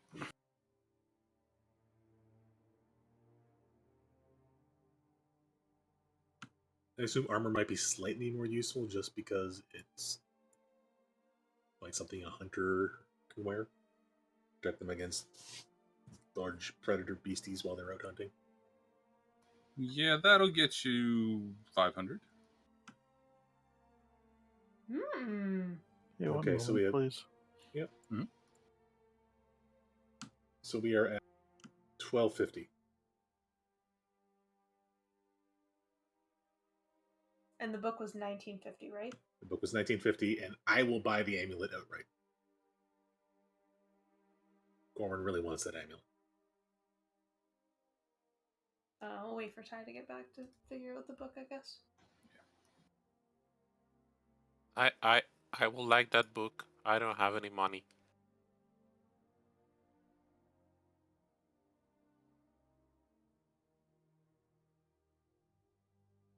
Did Ty say BRB? Yes. That's good. Ah, If we want to continue to sell, just something I want to discuss with Lycra specifically, we're not using these rings, the rings of warding. Maybe we consider that as well. Well, We've had them for a while, but never used them. we were wearing them. Yeah. we haven't needed them yet, I guess. Or am I thinking of a different ring? Because I have the... Where the heck is my other one? Yeah, as far as I knew, it was me and you using the rings. Yeah, and you're a melee fighter, and I'm a ranged artillery support. We're almost never in close enough proximity.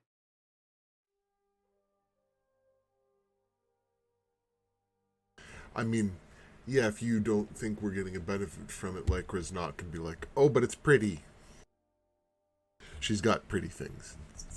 Rings. The ring is not a huge factor in her books. We'll finalize that with text back.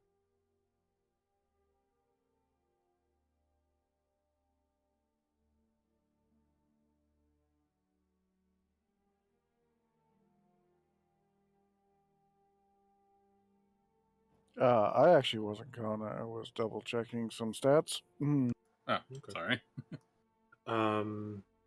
So yeah, what would the ring set be worth?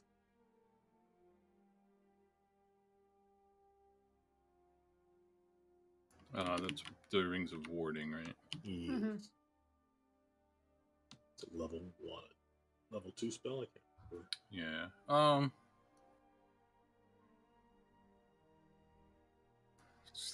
feel like you might get 200 for those. That's 1450. Mm-hmm. So we need 500 for... 500 more for the book.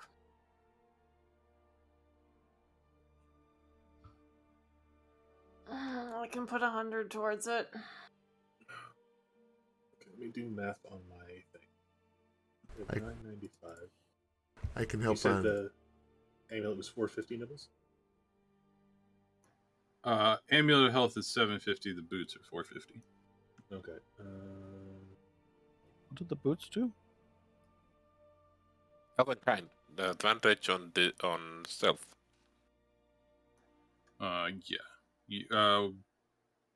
Yeah, that rely on moving silently. You make no sound, basically. Alright, I can buy the amulet and put 100 towards the book. I We can need put a 300 more. I can I put can 100 put a- towards the book. 100 towards the book. Is that including the refund? No. No. Because we're not guaranteed the refund. If we don't come back, we don't get the refund. Everything can happen in these places. The cheap person to me is like, okay, now we go back to the house, you spend 2 days learning that book, then we head out again. That's certainly an option. I wouldn't mind spending another week with my family. Anyways, I'll throw out the extra 100. It would have Okay. to be a little more than 2 days because I'm not going to just let you sit down for 48 hours straight and read a book. I, the player, would push us. It will push Corwin to say we need to leave sooner than later because that's the more fun option. Sorry, guys. No, yeah. Completely agree. Okay, so everybody but Ashish is putting 100 towards this book, plus all the items we're selling. That buys the book. Yep. Merry And Christmas, Andrea. Yay! Okay, so I'm going to remove the plate armor. I'm poor. The sword. Does Lycra's cash actually be physically needed? Yes. Yes. Okay, then eventually the door opens and suddenly 100 gold appears in Estella's hand. And the rings from Corwin and Lycra, right? Yes. Uh-huh. Yep. I think as Estella gets the money handed to her, she's just gonna reach out to like actual Lycra and say, you know, in a place with a whole bunch of magical creatures that might be able to see through invisibility, this is kind of a dangerous thing that you're doing. I mean, a valid argument, but I've done 3 laps of the building and seen 16 people, only 2 of which looked in my direction, so I don't think anyone's noticed yet. It's also kind of rude. All right. Yeah. Just be careful. Careful on being rude.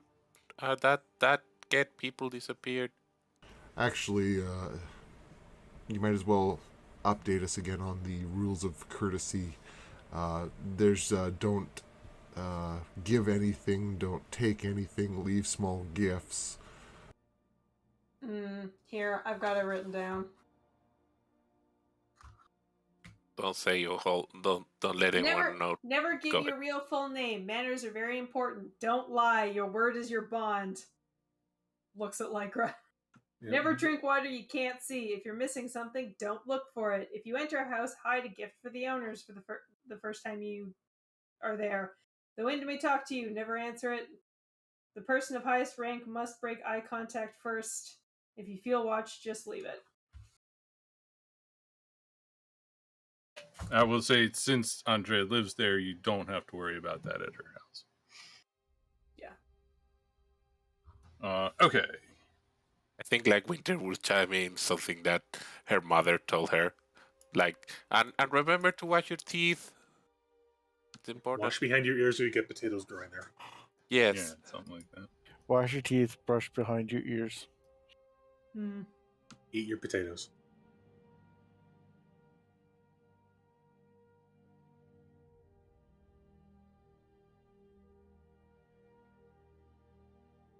Okay, so you are doing the book and the Amulet of Health, correct?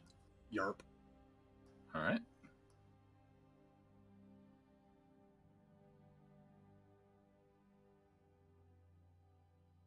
I will fill those in later, but they should be in the inventory now.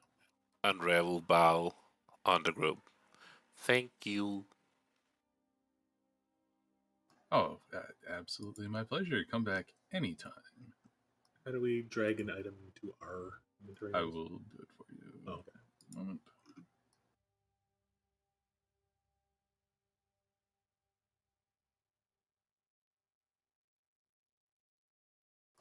Okay, there we go. Oh yeah, we also have this tiny adamantine figurine that induces rage. It's not something a normal elf would want. If you don't want it, you should keep it. Metis collects those. Okay. Yeah, you could definitely get more selling it to him than here. Like actually collects them in like a stand? Yeah, he has a whole bunch. Oh. Yes, he does.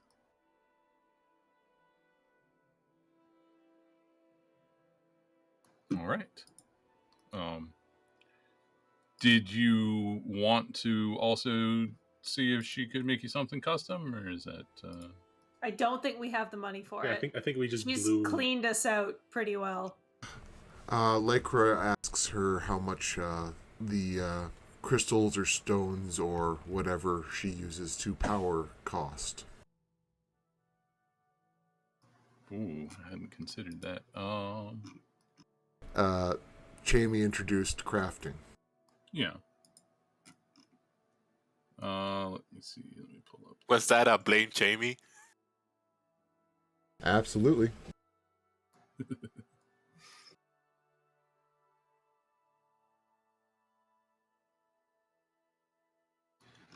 I think you could probably get some lower level stuff out of her. But if you're looking for something probably above 4th level, she would not be willing to part with it for any amount of money. Those are guarded preciously. What could she get for under 200 gold? 1st level or cantrip, probably.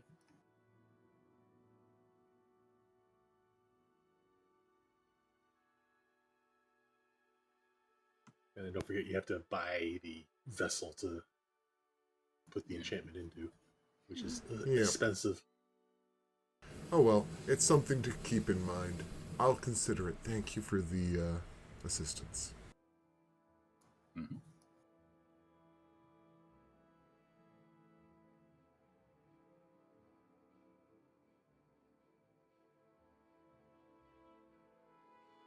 All right.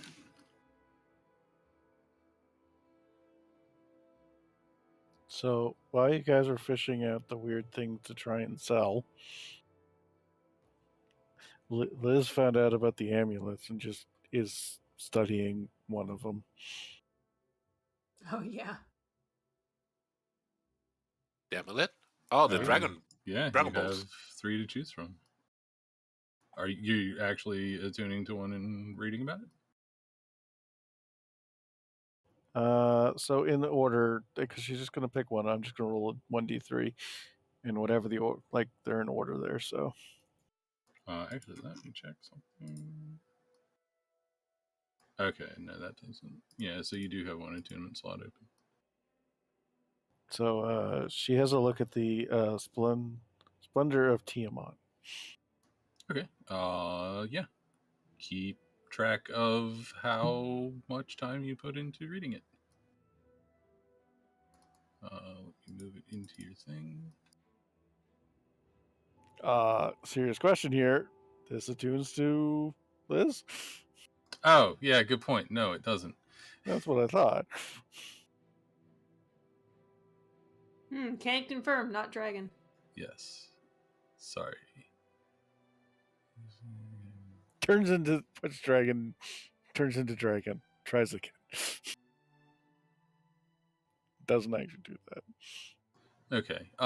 Yes, you can certainly study it. I don't think you're able to get any of the information out of it without being able to attune to it, though. That's fair. Yeah, so make an Arcana check.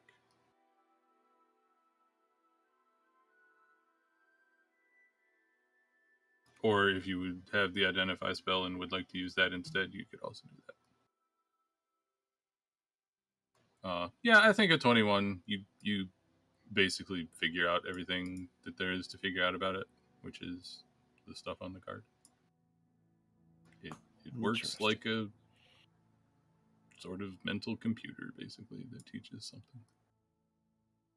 Not gonna lie, just tested to see if in Nibble's world all elves have draconic blood. They do not. In fact, the only one that I'm aware of is Andrea. Hello. And that's probably because they bonded with said copper dragon. On the For background, some Aries reason, I says, was thinking that she "Hello." said was an elf. Oh, she There. is the snake person. What are they called again? Yuan-Ti. That's the one. Guys, I have important news. Mhm. Sansa is sleeping beside me, and she has dreams, so she's moving her paw. No. No. Sounds Pictures. Pictures or didn't happen. all right. So, where does Andrea take the group next? I would ask the group like, so what do we do now? Uh, we could go to Grandfather Jason for potions if you want, Stella. Or I don't have any money to buy any now. Yeah, I'm okay, tapped out. is there Nibbles? Does Mhm. Andrea know anything?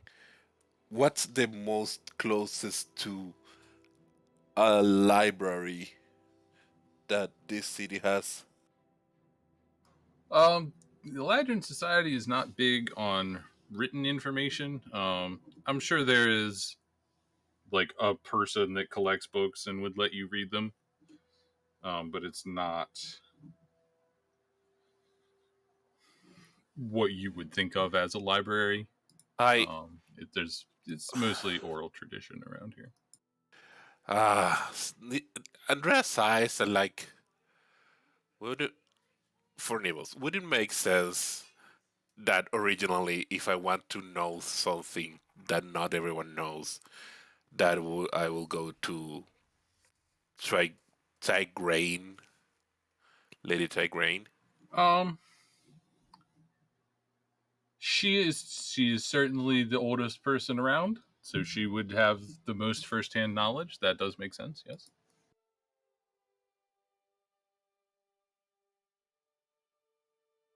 But as you know, she is also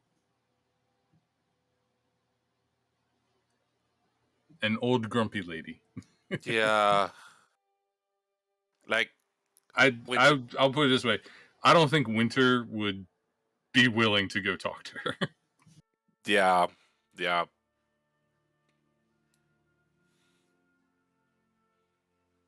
But she might bring it up. I don't know. Let me see. Nope. Hmm. Uh we can go and see the Enda again. I I would love to see it again. She is gesturing to the large amphitheater that is basically right in front of you at this point.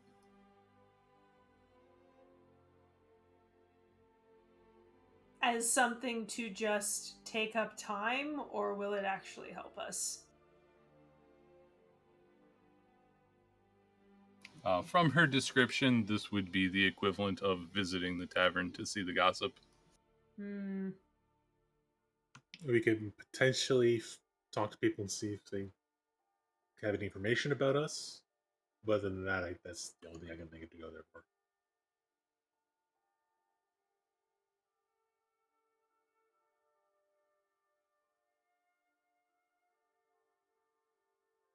I feel like we should just go. Yeah, Just direction north? that's probably what we did when we left the first time. Your mother said that. No. Who said that we were going north specifically to look at the place where Eris's egg was found? Her mother wouldn't say that because she didn't know Eris was a dragon. That was just the plan.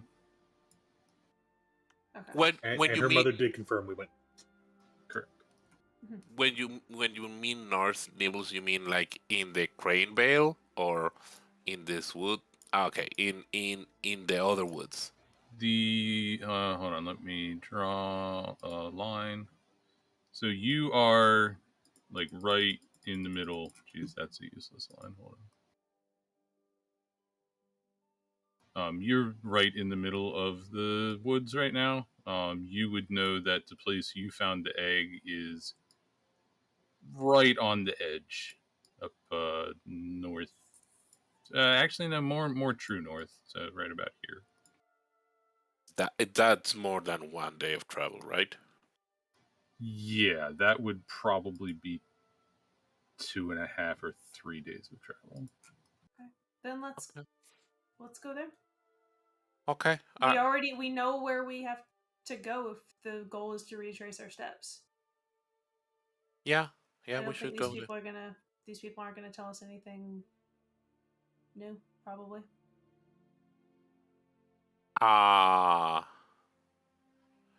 Could I go see my dad?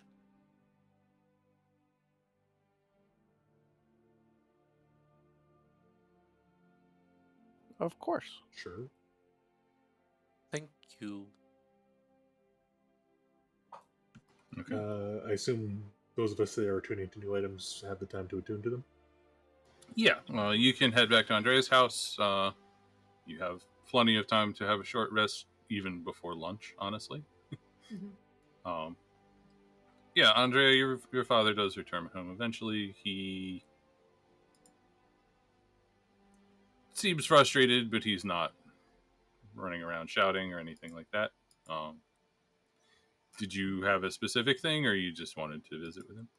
Hi, father. No, just to because on Andrea's mind, she hasn't seen her dad in like 6 months. Right. More like 8 or 9, honestly. Yeah. Okay.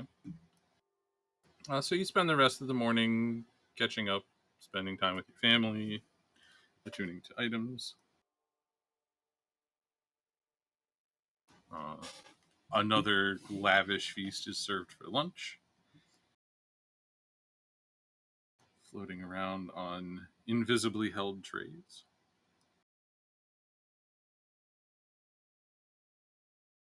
I think Andrea will take time and go to her room.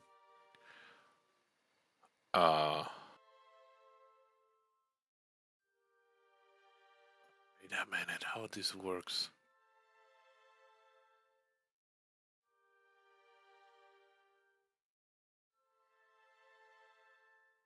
I want to do something, but I don't remember how to do it. What are you trying to do? Trying to change season. Can I do it on a short rest? No. Yeah, actually, didn't we change it recently that you can now? I don't know. Hold on, it's in here somewhere.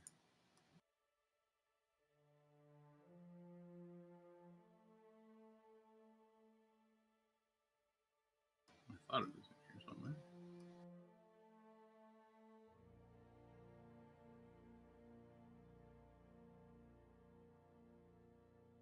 Yeah, I don't see it, but I'm fairly confident that you can change on a short rest now, since I think level 10 or 11 you got that ability.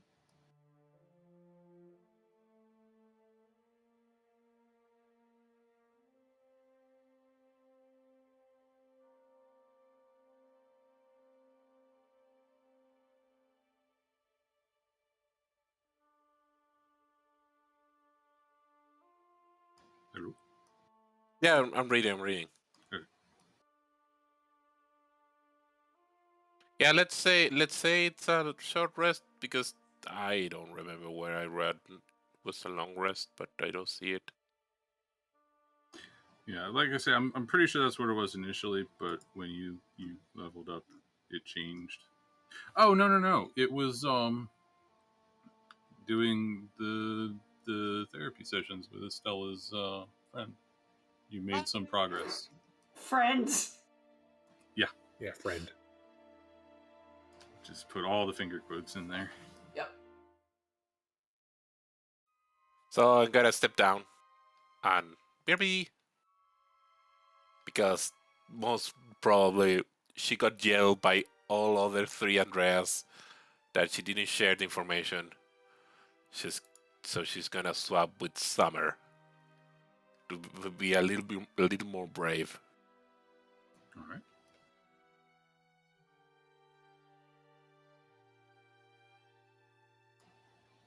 the end of the short rest, summer is here now.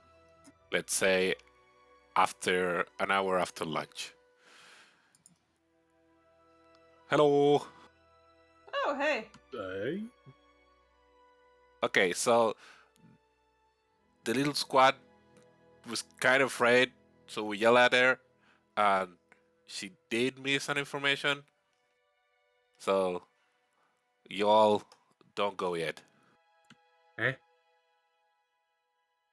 Okay. Most probably, if we come here in the first time, we want to go to that place willy nilly at the first time. We would have want to talk to Lady Tigraine. She's old and knows a lot, and it's very scary. So that you can see why Winter wouldn't want. You see just a cartoon thundercloud appear over Andrea's father's head. Stop, Dad! Didn't say hi. Hi, stop, Dad. Hello. Grumble, grumble, grumble. So what did she wanted today?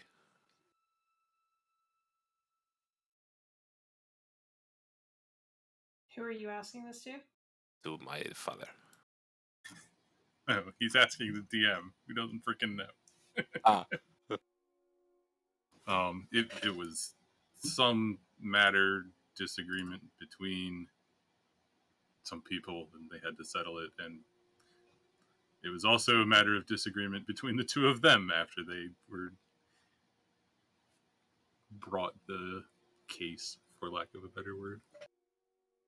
The ability of a swallow to carry a coconut? Probably not that, but something which ultimately ends up being that trivial. The color of your grass is not correct for this neighborhood.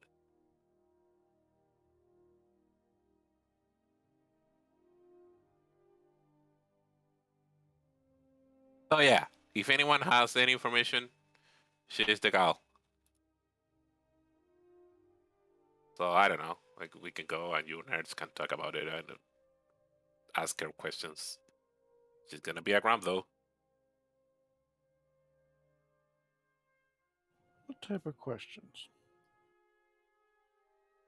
What would she be able to answer?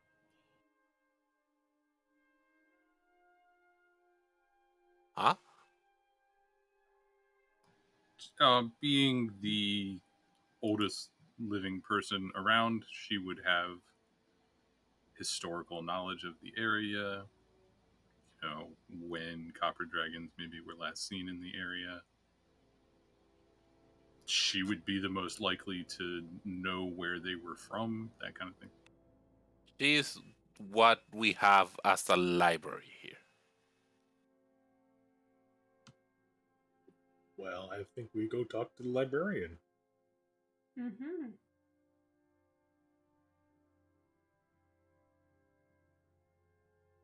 All right.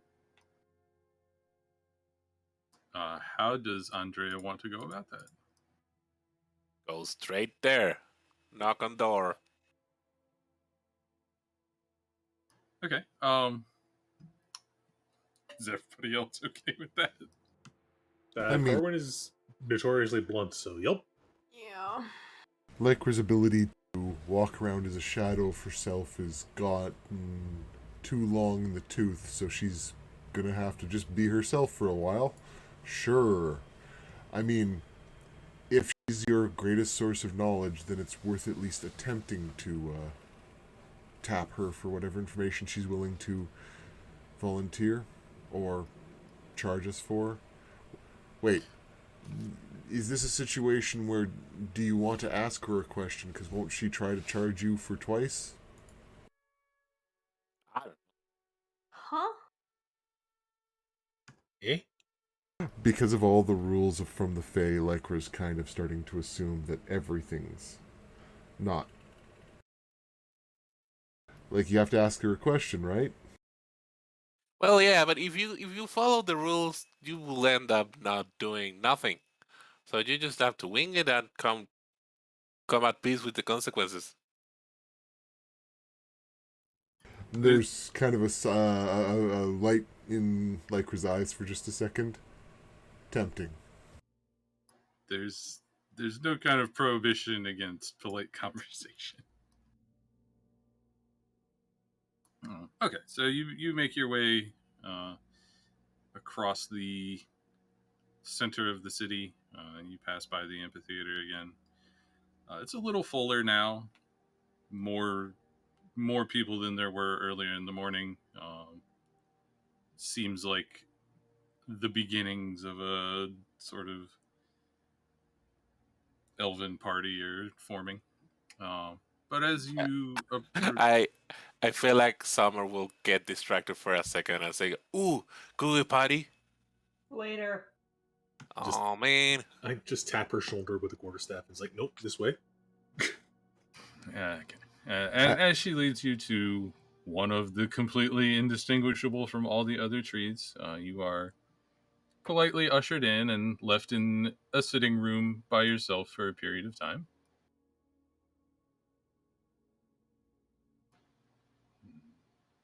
Stretches on,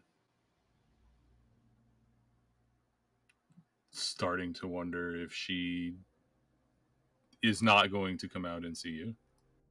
Nah, don't Andrea, worry. Hmm? is this consistent with the kind of person Tigraine is? Yeah, she walks really slow. Okay. But after an hour and a half, maybe Oh. 2 hours of sitting Is there there, anything in this room to keep us occupied? you can make a perception check.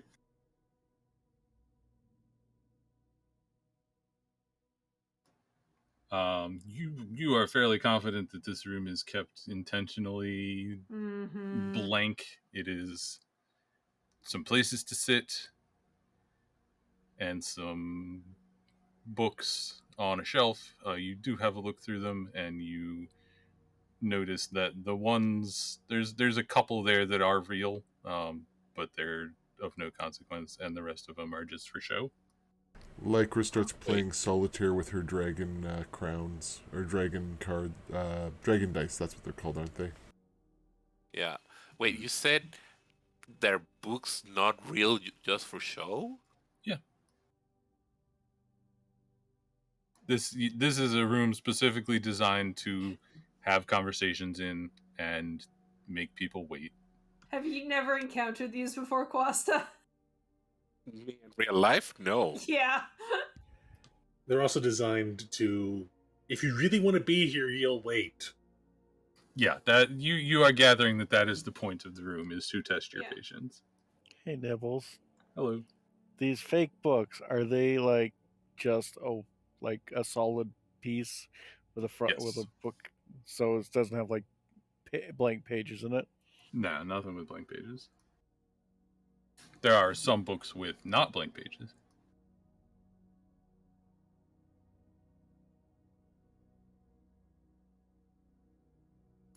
Anybody got a small saw I can borrow? We are Oh. not defacing her waiting room. I wasn't going to deface it. I was going to leave a story in a book as my gift to this place. Lycra pops open her diplomat's pack and offers a quill. That doesn't let me cut the thing in half, like down the back, so it can actually open. Fresh out of saws, unfortunately. Got a I crowbar. I will just open my bottle of wine and switch between drinking and doing push-ups.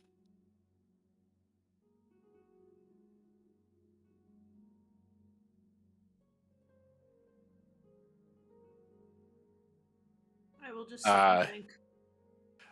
I will actually send a mental message to Stella. Can you initiate it?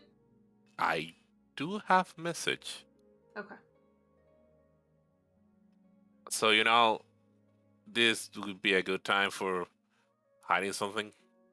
You better do it. You being the first time here. We don't know that this is our first time here. Also, I've hidden a tiger lily underneath my chair. Cool. I will do the same with each one of you. I assume, and at least Summer would assume doesn't need to do it because she's been Yeah, here before. I'm confident that you've been here many times. Yes. Really bad origami swan.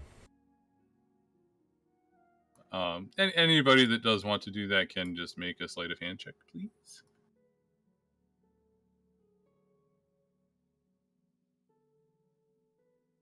What is the performance for? Making the crane. Ah, Okay. Two of those are low enough that they are noticed. That's good. But after pretty almost 2 hours, she does come. I don't want to say hobbling. She moves slowly but with purpose, and greets each one of you. She only appears to recognize Andrea, so I think you can assume that you have not been here before. And Mrs. after T. greeting you and kind of introductions and everything, you're all sitting down, and she says, "What can I do for you?"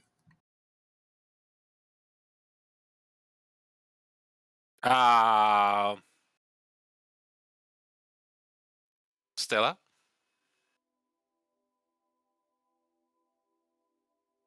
Oh, I thought you were going to lead this. We left winter behind. Then I will get up and introduce myself and the rest of the people in the party. Mhm. And while I'm doing that, I mentally message Andrea, what the fuck do I ask her?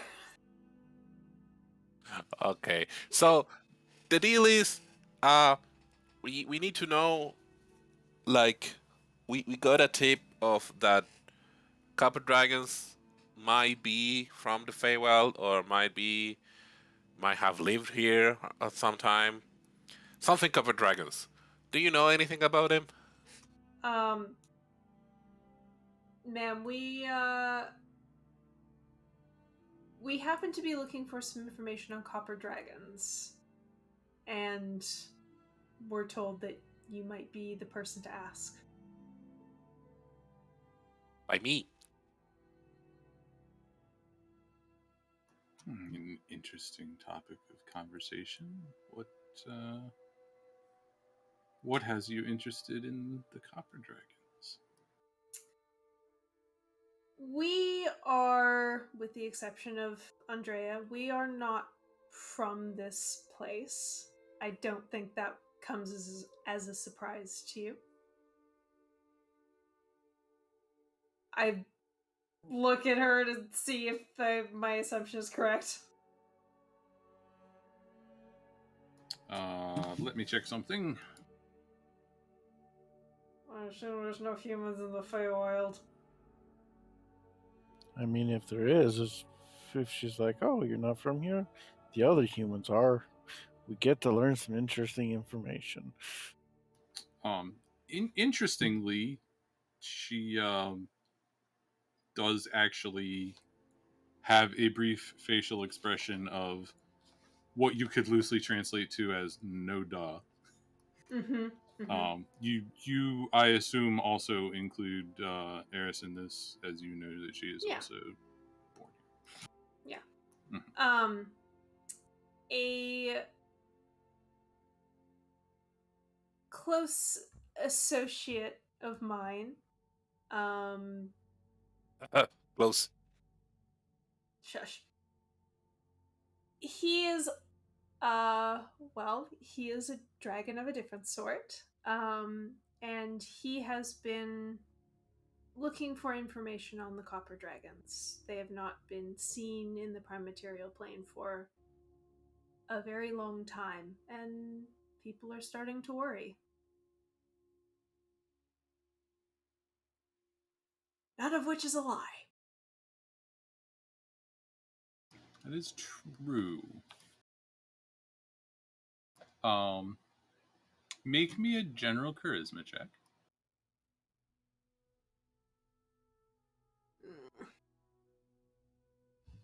Okay.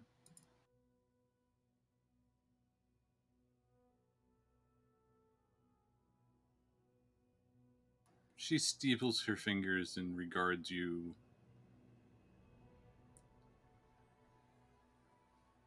In a way that you suddenly realize that she's a lot more with it than maybe she lets on or presents.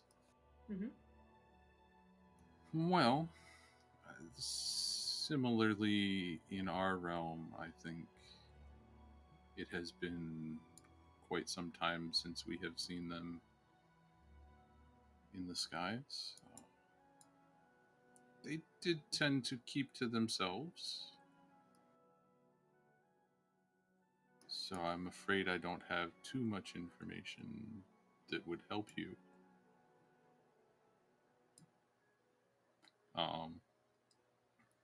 And the information that she does give you, you can ascertain that it has been several hundred years since they have seen any in the Feywild.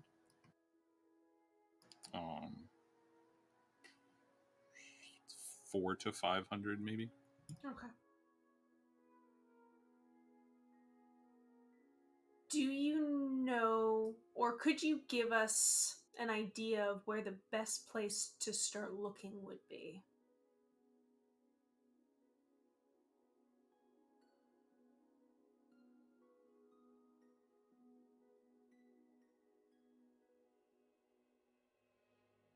She unsteeples her fingers and clasps her hands in her lap and says, fortunately, that is information that, as I'm sure you could sympathize with, they kept very secret. Even in our sparse dealings with them, we only ever saw them approaching our forests from the north. How many were them?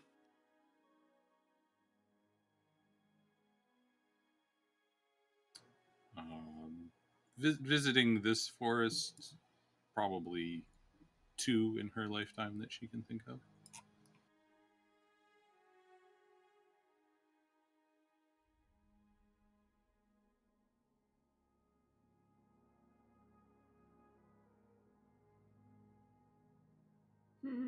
So there's nothing else you know about where we might find these copper dragons. I'm sorry, but that's all the information I have. Well, Do you know we have of it? we have a direction now. Do you know of anyone else who might be able to help us? Oh, there are probably none left alive that even met them other than myself. Do I think she's being forthcoming? Make an insight check.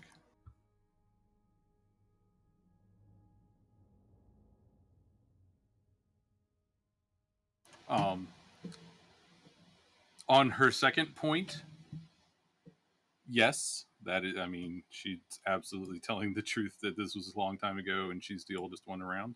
Mm-hmm. On her first point, you feel like there's more there. Okay.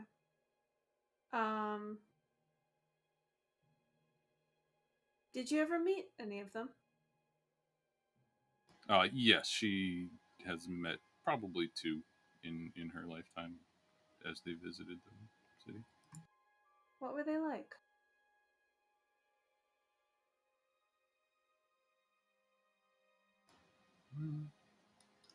quite unrefined, to be perfectly blunt.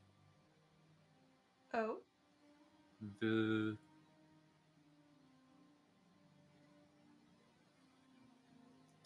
inappropriateness of their tricks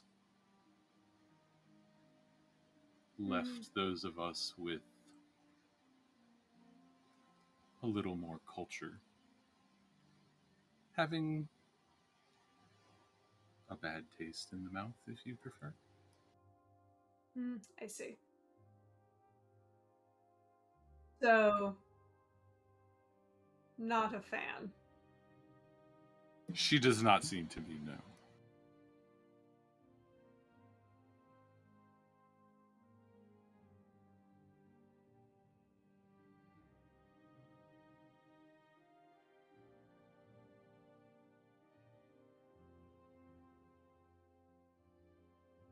I'm trying to figure out how to ask this in a diplomatic way. Maybe you can help me. Estella wants to sort of inquire if Tigraine is happier that they're gone. Like, Estella knows that there's something she's not saying, and she's trying to figure out why. Like, it's not loyalty to these creatures. I see. I am perfectly willing with just letting you make a charisma check to try to guide the conversation in that direction. Can I make a persuasion check? Yeah, I think that fits. Ah! Does Lycra perhaps pick up Estella's frustration? I mean, Estella's not frustrated. She's just trying to lead the questions in a particular direction. I'm frustrated. Were you wanting to like cast a spell or something, David? No, Lycra just might start assisting in the conversation, directing if she was sure what Estella was trying to do.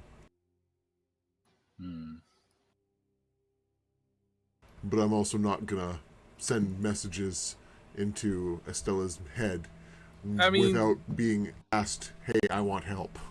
Yeah, the reality of the situation is Lycra is a trained diplomat, so I really don't like awarding advantage after the roll has already been done, but that really makes sense. So, but either advantage you or want to roll a persuasion check, let's have you also roll a persuasion check. Yeah, seeing Estella trying to guide the conversation, it not going in the direction that Estella seems to be pointing towards, Lycra tries a little bit more effort in trying to direct it as Estella seems to be trying to lead. Okay. Let me get insight checks from both of you as well, then. Oh, okay. First D20 or first natural 20. Neat. You get the sense that despite not particularly caring for them, they are still, intelligent creatures that are citizens of the world and deserve their privacy. Okay. So you have really only gotten as much out of her as you have because of the fact that she doesn't particularly care for them. Got it.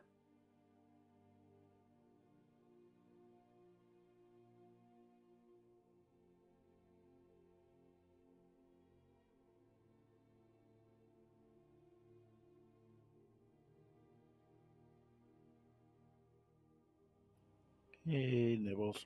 Hello. So, I think brain work. I think Liz is mostly aloof in the conversation, but in this sort of way where it's like paying attention but trying to look like they're not. Okay. And she just, attempts to telepathically talk to this lady and just asks, oh, wait, one moment. I need to double check something. I don't think people can respond to Zoe or to Liz.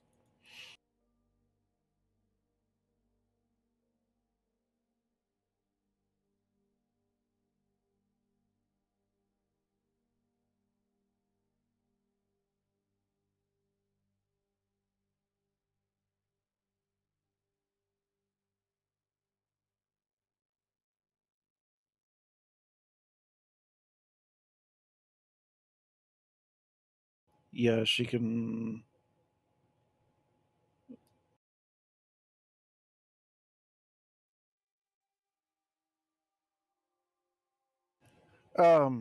She puts a thought into the lady's head. Give a small nod if there is something you'd like to share but can't say out loud. Sorry, what's the ability that you're using here? Oh, it's her telepathy. Can you just link it for me, please?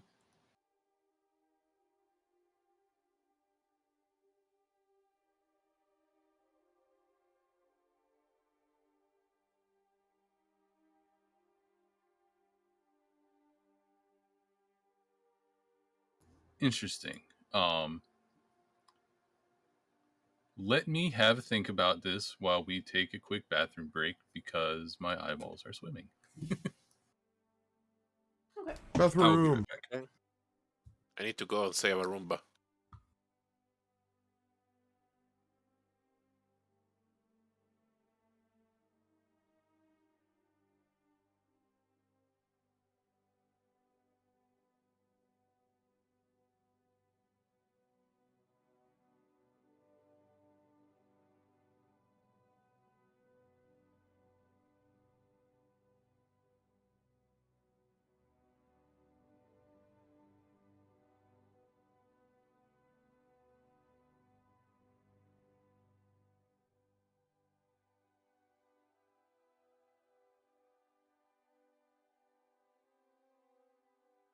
La meow.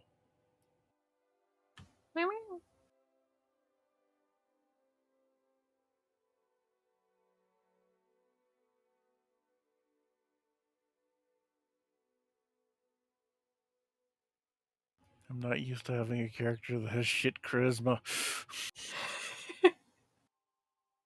Well, it's not shit, just it's not her forte.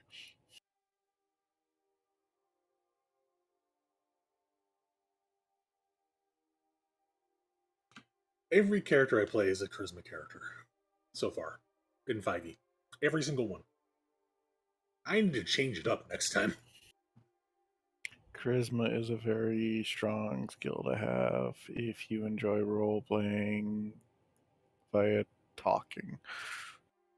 Which I do, but it's like I've done the paladin, I've done the sorcerer, I've done a warlock. You know, Oh, you still got a bard to go. no, I don't want to play a bard. Just not your style. Not my style. Not into music? Not into having sex with every single thing that you see. No comment. You can be a bard and not do that. I know you can be a bard. You can also be a warlock and do the same thing. No, I think Hey. if a character dies in either campaign or a new campaign comes up at some point in the distant future, I might do either a soul knife or a Psy warrior. They just seem kind of interesting. Pending approval. Yeah, obviously. Like if it's in the current campaigns, pending approval.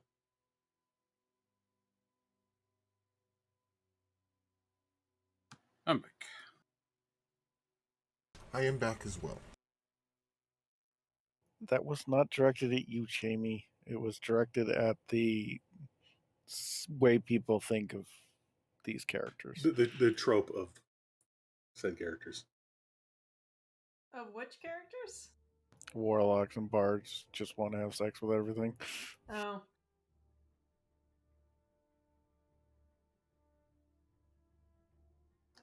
Is that a warlock trope? Sometimes. Usually, warlock tropes are to be mysterious and or emo, Mm-hmm. which can be fun. What can be fun? Sometimes playing into a trope for a character can be fun. But sometimes it's fun to play an emo magical girl. Isn't that just gothic Lolitas?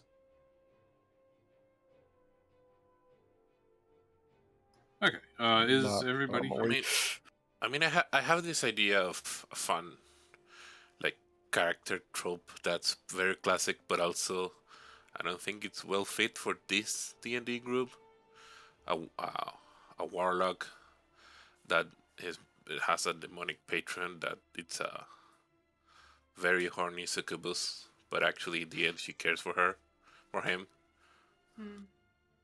I wouldn't do that to my DMs here, but I feel like it's a very fun idea. Yeah, I don't know that I would necessarily want to do that. It's all related. I mean, pain. Ooh. I need to go to doctor tomorrow. Do you need to step away right now, or? No, I mean I went to save a Roomba and it hurt. Hmm. I'll go and do an exam tomorrow to see what's going on.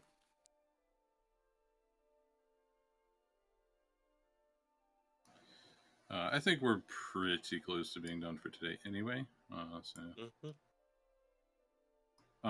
Is everybody here? Mow. Now, Cathani says he has a loud dog, but he's here. Okay. Mm-hmm. Lovely puppy. Confirmed.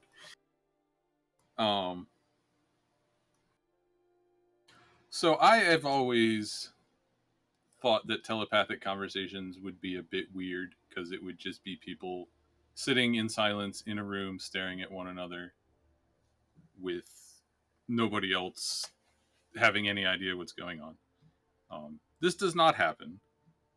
She continues having a conversation primarily with Estella, I guess. Probably like her also. But Liz receives a telepathic transmission back.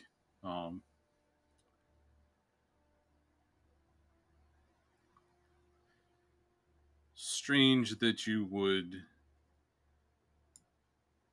communicate secretively in this company. What about your question do you not want your compatriots to know? absolutely nothing. Just in case there's certain words you can't speak out loud.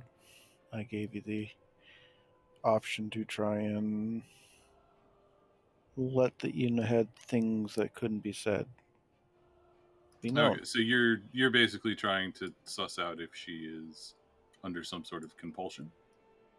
Compulsion or surveillance. yeah, just not free to speak. Gotcha. Oh, I assure you, my will is my own.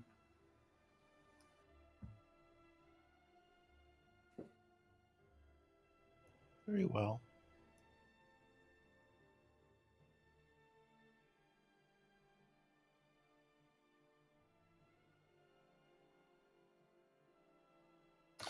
Trying to decide if she pushes the issue any further. Push it to the limit. I'm not sure where she'd be pushing it, considering Liz open. Goddamn, this is gonna happen a lot. Liz opened the door to let her say whatever she wanted, and Yeah, I think she does. She again telepathically says to you, I can tell that there is something here that's not being said. What is it?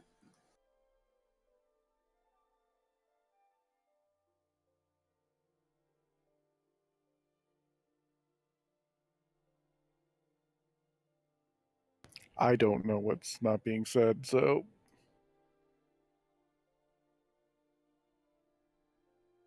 If Ty wants help, I want help. think they referred to that she can tell that we know more that we say. Most probably has to do with Iris being a dragon. Or the fact that we already went north and lost our friggin' memories. Mm-hmm. Yeah, I think basically everybody in this conversation is being very guarded, Yes. and she's basically asking you to tell her any of these things that they're being guarded about, basically. Kind of, she can't give us information if we're not giving her something to work with. Or she just wants information. Information is power, and Liz is not very good at hiding stuff. Information is also currency. Yeah. She just responds through her mental connection. We've gone for a walk already and can't remember any of it for at least a week and a half.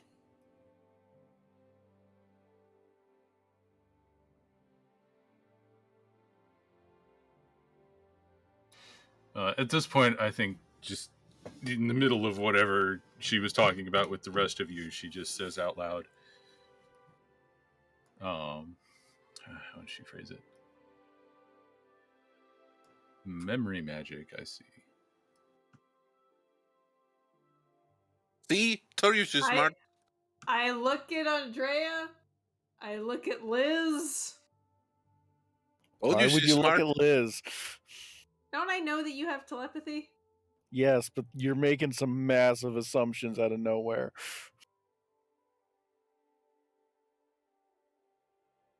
Can I just kind of look roll to around make and an go, assumption? That seems better. Probably insight. Okay. Oof.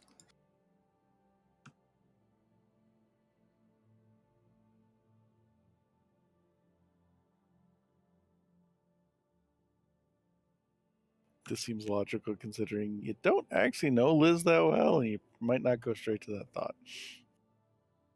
I mean, I think I'm more likely to jump to conclusions that it would be Liz because I don't know her so well. Corwin is very bad at hiding the fact that he's confused. I think maybe with that role, you maybe just assume that she is using like detect thoughts on someone. Okay, that makes sense. Estella will do her best to kind of cover her surprise and just roll with it. And say, well, we seem to have come across something that has had quite an effect on us. So you've been searching for whatever may be left of the copper dragons. Presumably. And have returned without any memories of your trip. She's asking that as a question, kind of. Allegedly. What...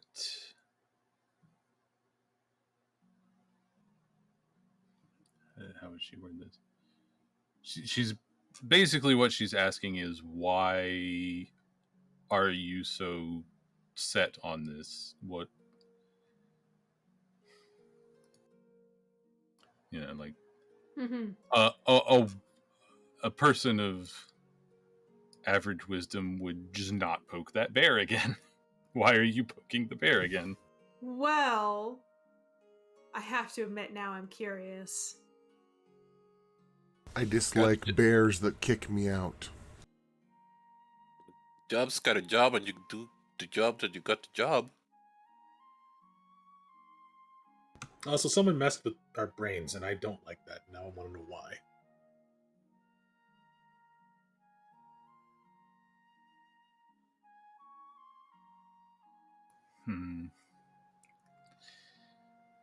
Well, from my knowledge, that would seem to be outside of their capability, but if they are still here and have not revealed themselves for whatever reason, that certainly would worry me.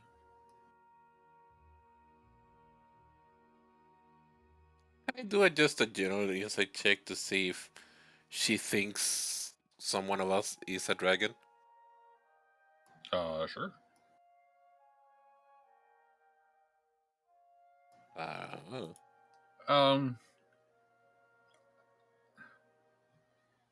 I mean, even with a 14, she has not said anything that would remotely lead you to believe that she's thinking that now.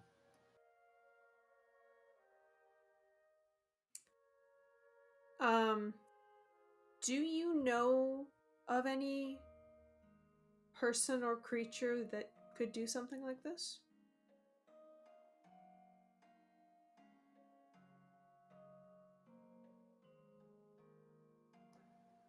The only thing that springs to mind would be running afoul of a fae that didn't wish to be remembered for whatever reason.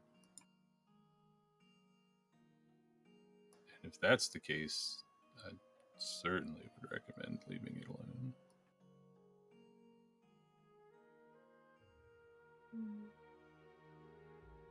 Oh yeah, got another idea. Estella's got a look in her eyes like the wheels are turning.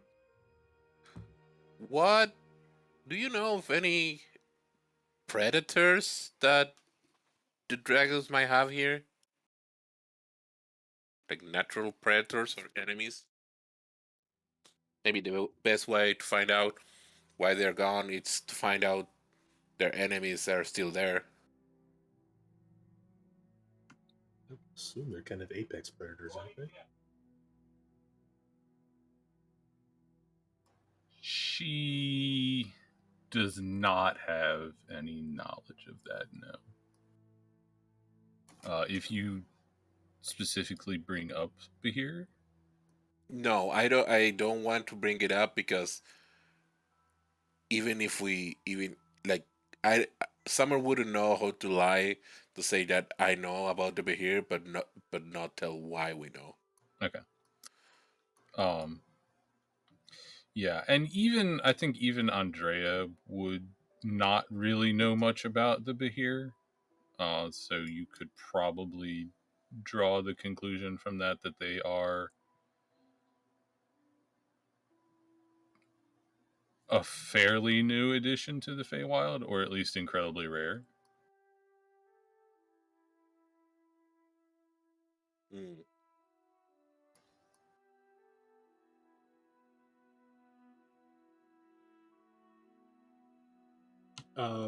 That's a line of questioning Andrea voiced outwards.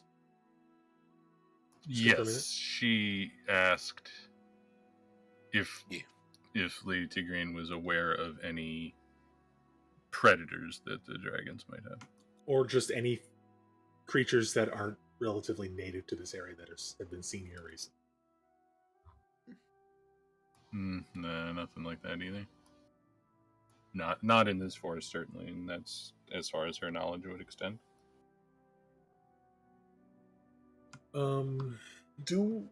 This is just a sort of a meta question that was probably answered by the dragons at some point. What kind of biomes do copper dragons prefer?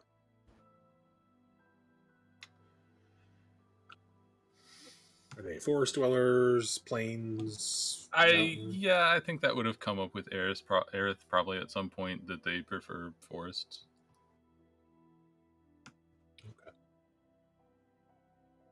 she feels more at home in a forest than a desert, certainly.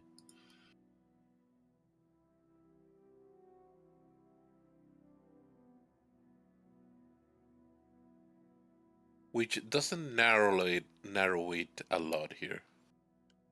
Mhm. That is true.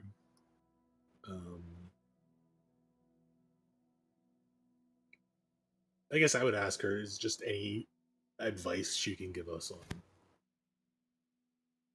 if she were in our position, what would she do next? If she were in your position, she would count it lucky that she only lost her memories and not her life, and find something else to do. Just so not doing that. Where's the Yeah, bear? and I want to poke it. She says that with the you can tell that she knows that that's not what you're going to do. Mhm.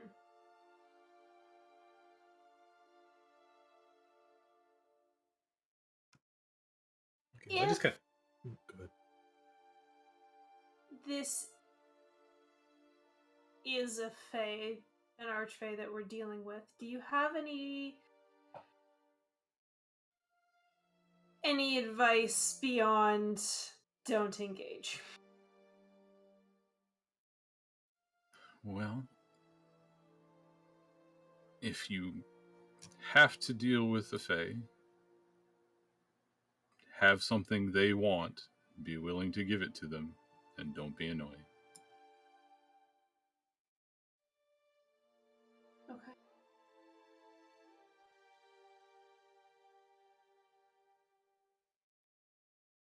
And what do fae like?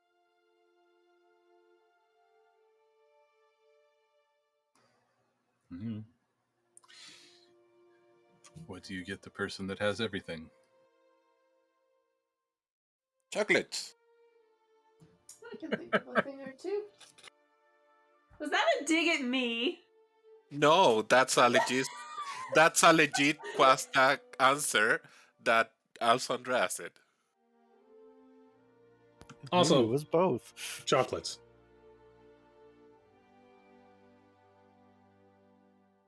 Okay. Thanks for the conversation, Miss T.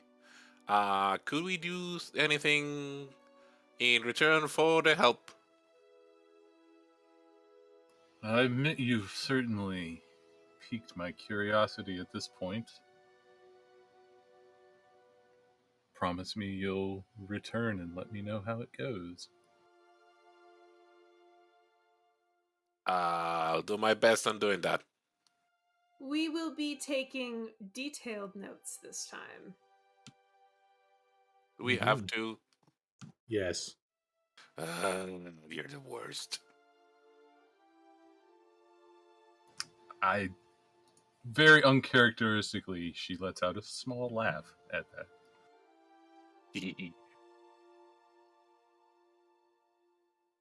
Right. I think we've taken up enough of your time. Thank you very much for all of the assistance. She nods her head graciously, gratefully, some word. Formally, politely. Yeah. In acknowledgement. Okay, thank you. Bye. All right. And you are shown out.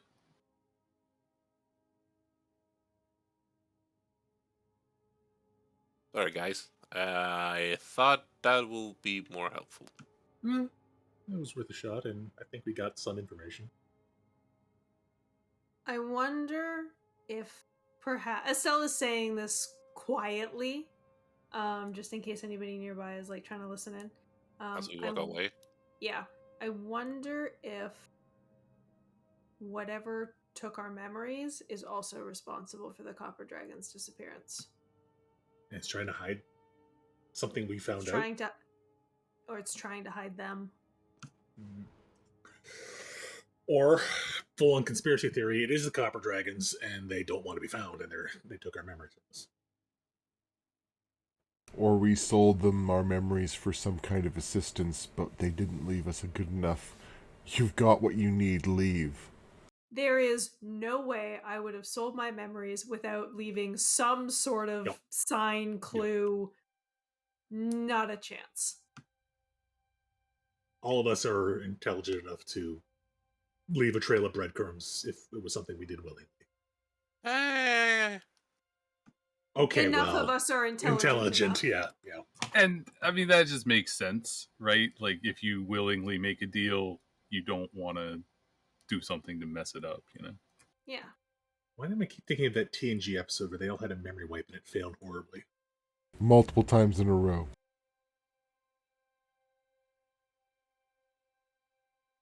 So it's kind of late. Do we go back to bed and set food on the travel tomorrow morning? I look at the group. I think that's probably the best idea. Like, we don't have any other information here unless someone goes, "Hey, you're back from going here." It's your faces. I can scout it out tonight. Yeah. The- Just be careful of anything that might be in the dream. Like, we don't know if fey creatures here are more receptive to dreaming or not. Also, I think you might also just actually go and see something tonight. Don't do anything Adam wouldn't do.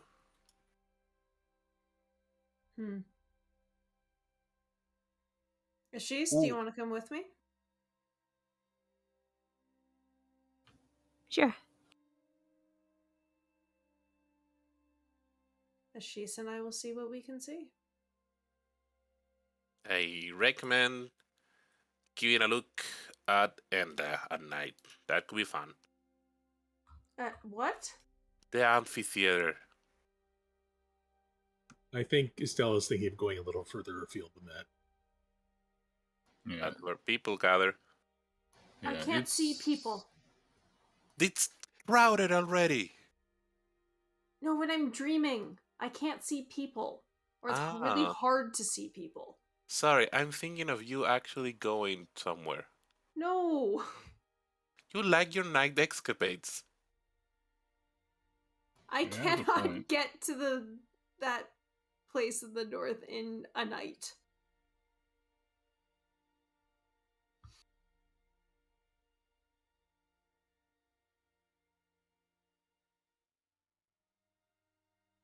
Anyways,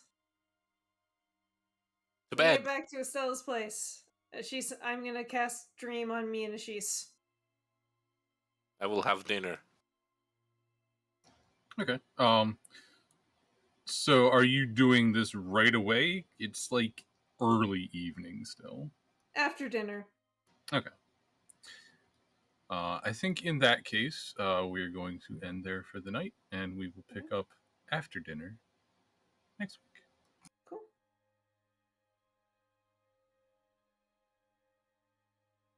The mystery deepens, and Jimmy's dice suck. Hi. I gave you a 50% chance to lose that thing.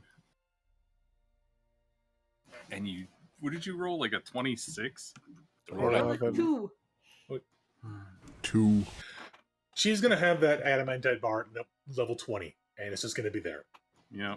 No, one day it's just going to be gone, and you guys are going to be like, huh, what happened? No, we won't, because none of us know about it. That's true. Yeah. Yeah, that is true. You know, Lycra... Unless someone stealthy sneaks through Estella's packs one day. You know, Lycra could make Estella like a, I don't know, gauntlet of spell storing, or... Ooh, gauntlet of shield. It is a good bargaining chip that Estella will use eventually. But I like that idea of ruffling into Stella's backpack at some point. And us going, what the fuck is this? The day she gets captured, we're trying to get... Sorry. Why is there a half-eaten cheese sandwich? Choker of Thunderstep. I do have a jar of dirt. Desolated dirt. Mm-hmm. Why does she have... Yeah, why does she have a jar of dirt. Because it's Jamie. Oh my god. Isn't it from the bit in the Feywild where the trees? Yes, it Yeah. is. The trees were gone. You just sort of 100% is. picked it up as scientific curiosity, I guess. Yeah. Anklet of Mislead. Or just in case you ever come across the heart of a demigod and need to put it in a jar of dirt. Mm-hmm. Oh, you're picking it up for your player stuff. Yeah, you're right. You're right.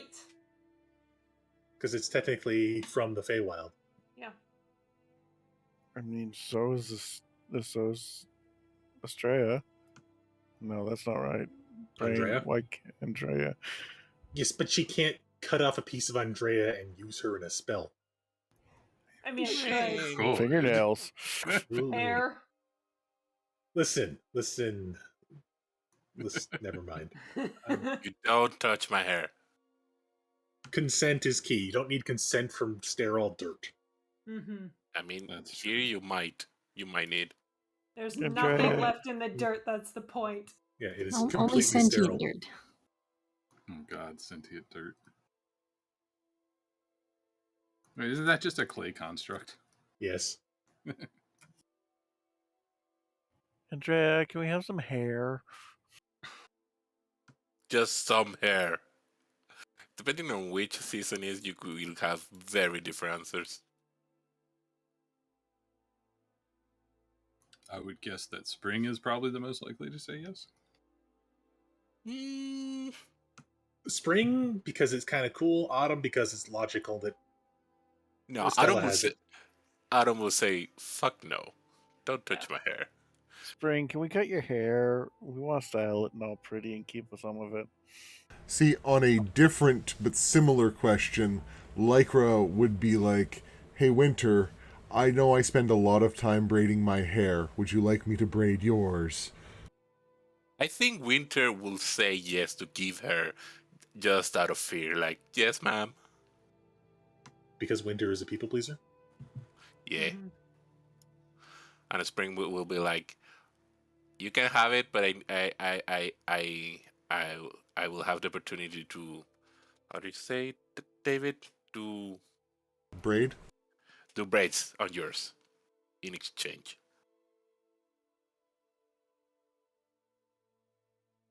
Yeah, I don't know if you've looked at Lycra's hair and her character art, but the whole point is that she's got way too much, so it's got to be braided up 90% of the time to not be in the way.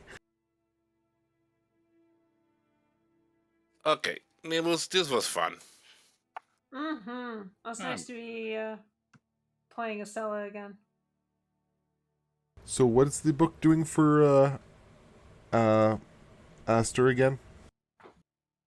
It would be a +2 to dexterity. Oh boy. What would that put us, Andrea's dexterity at now? 22. Jesus. Ooh. She be a live girl. Gotta be a big fat +6.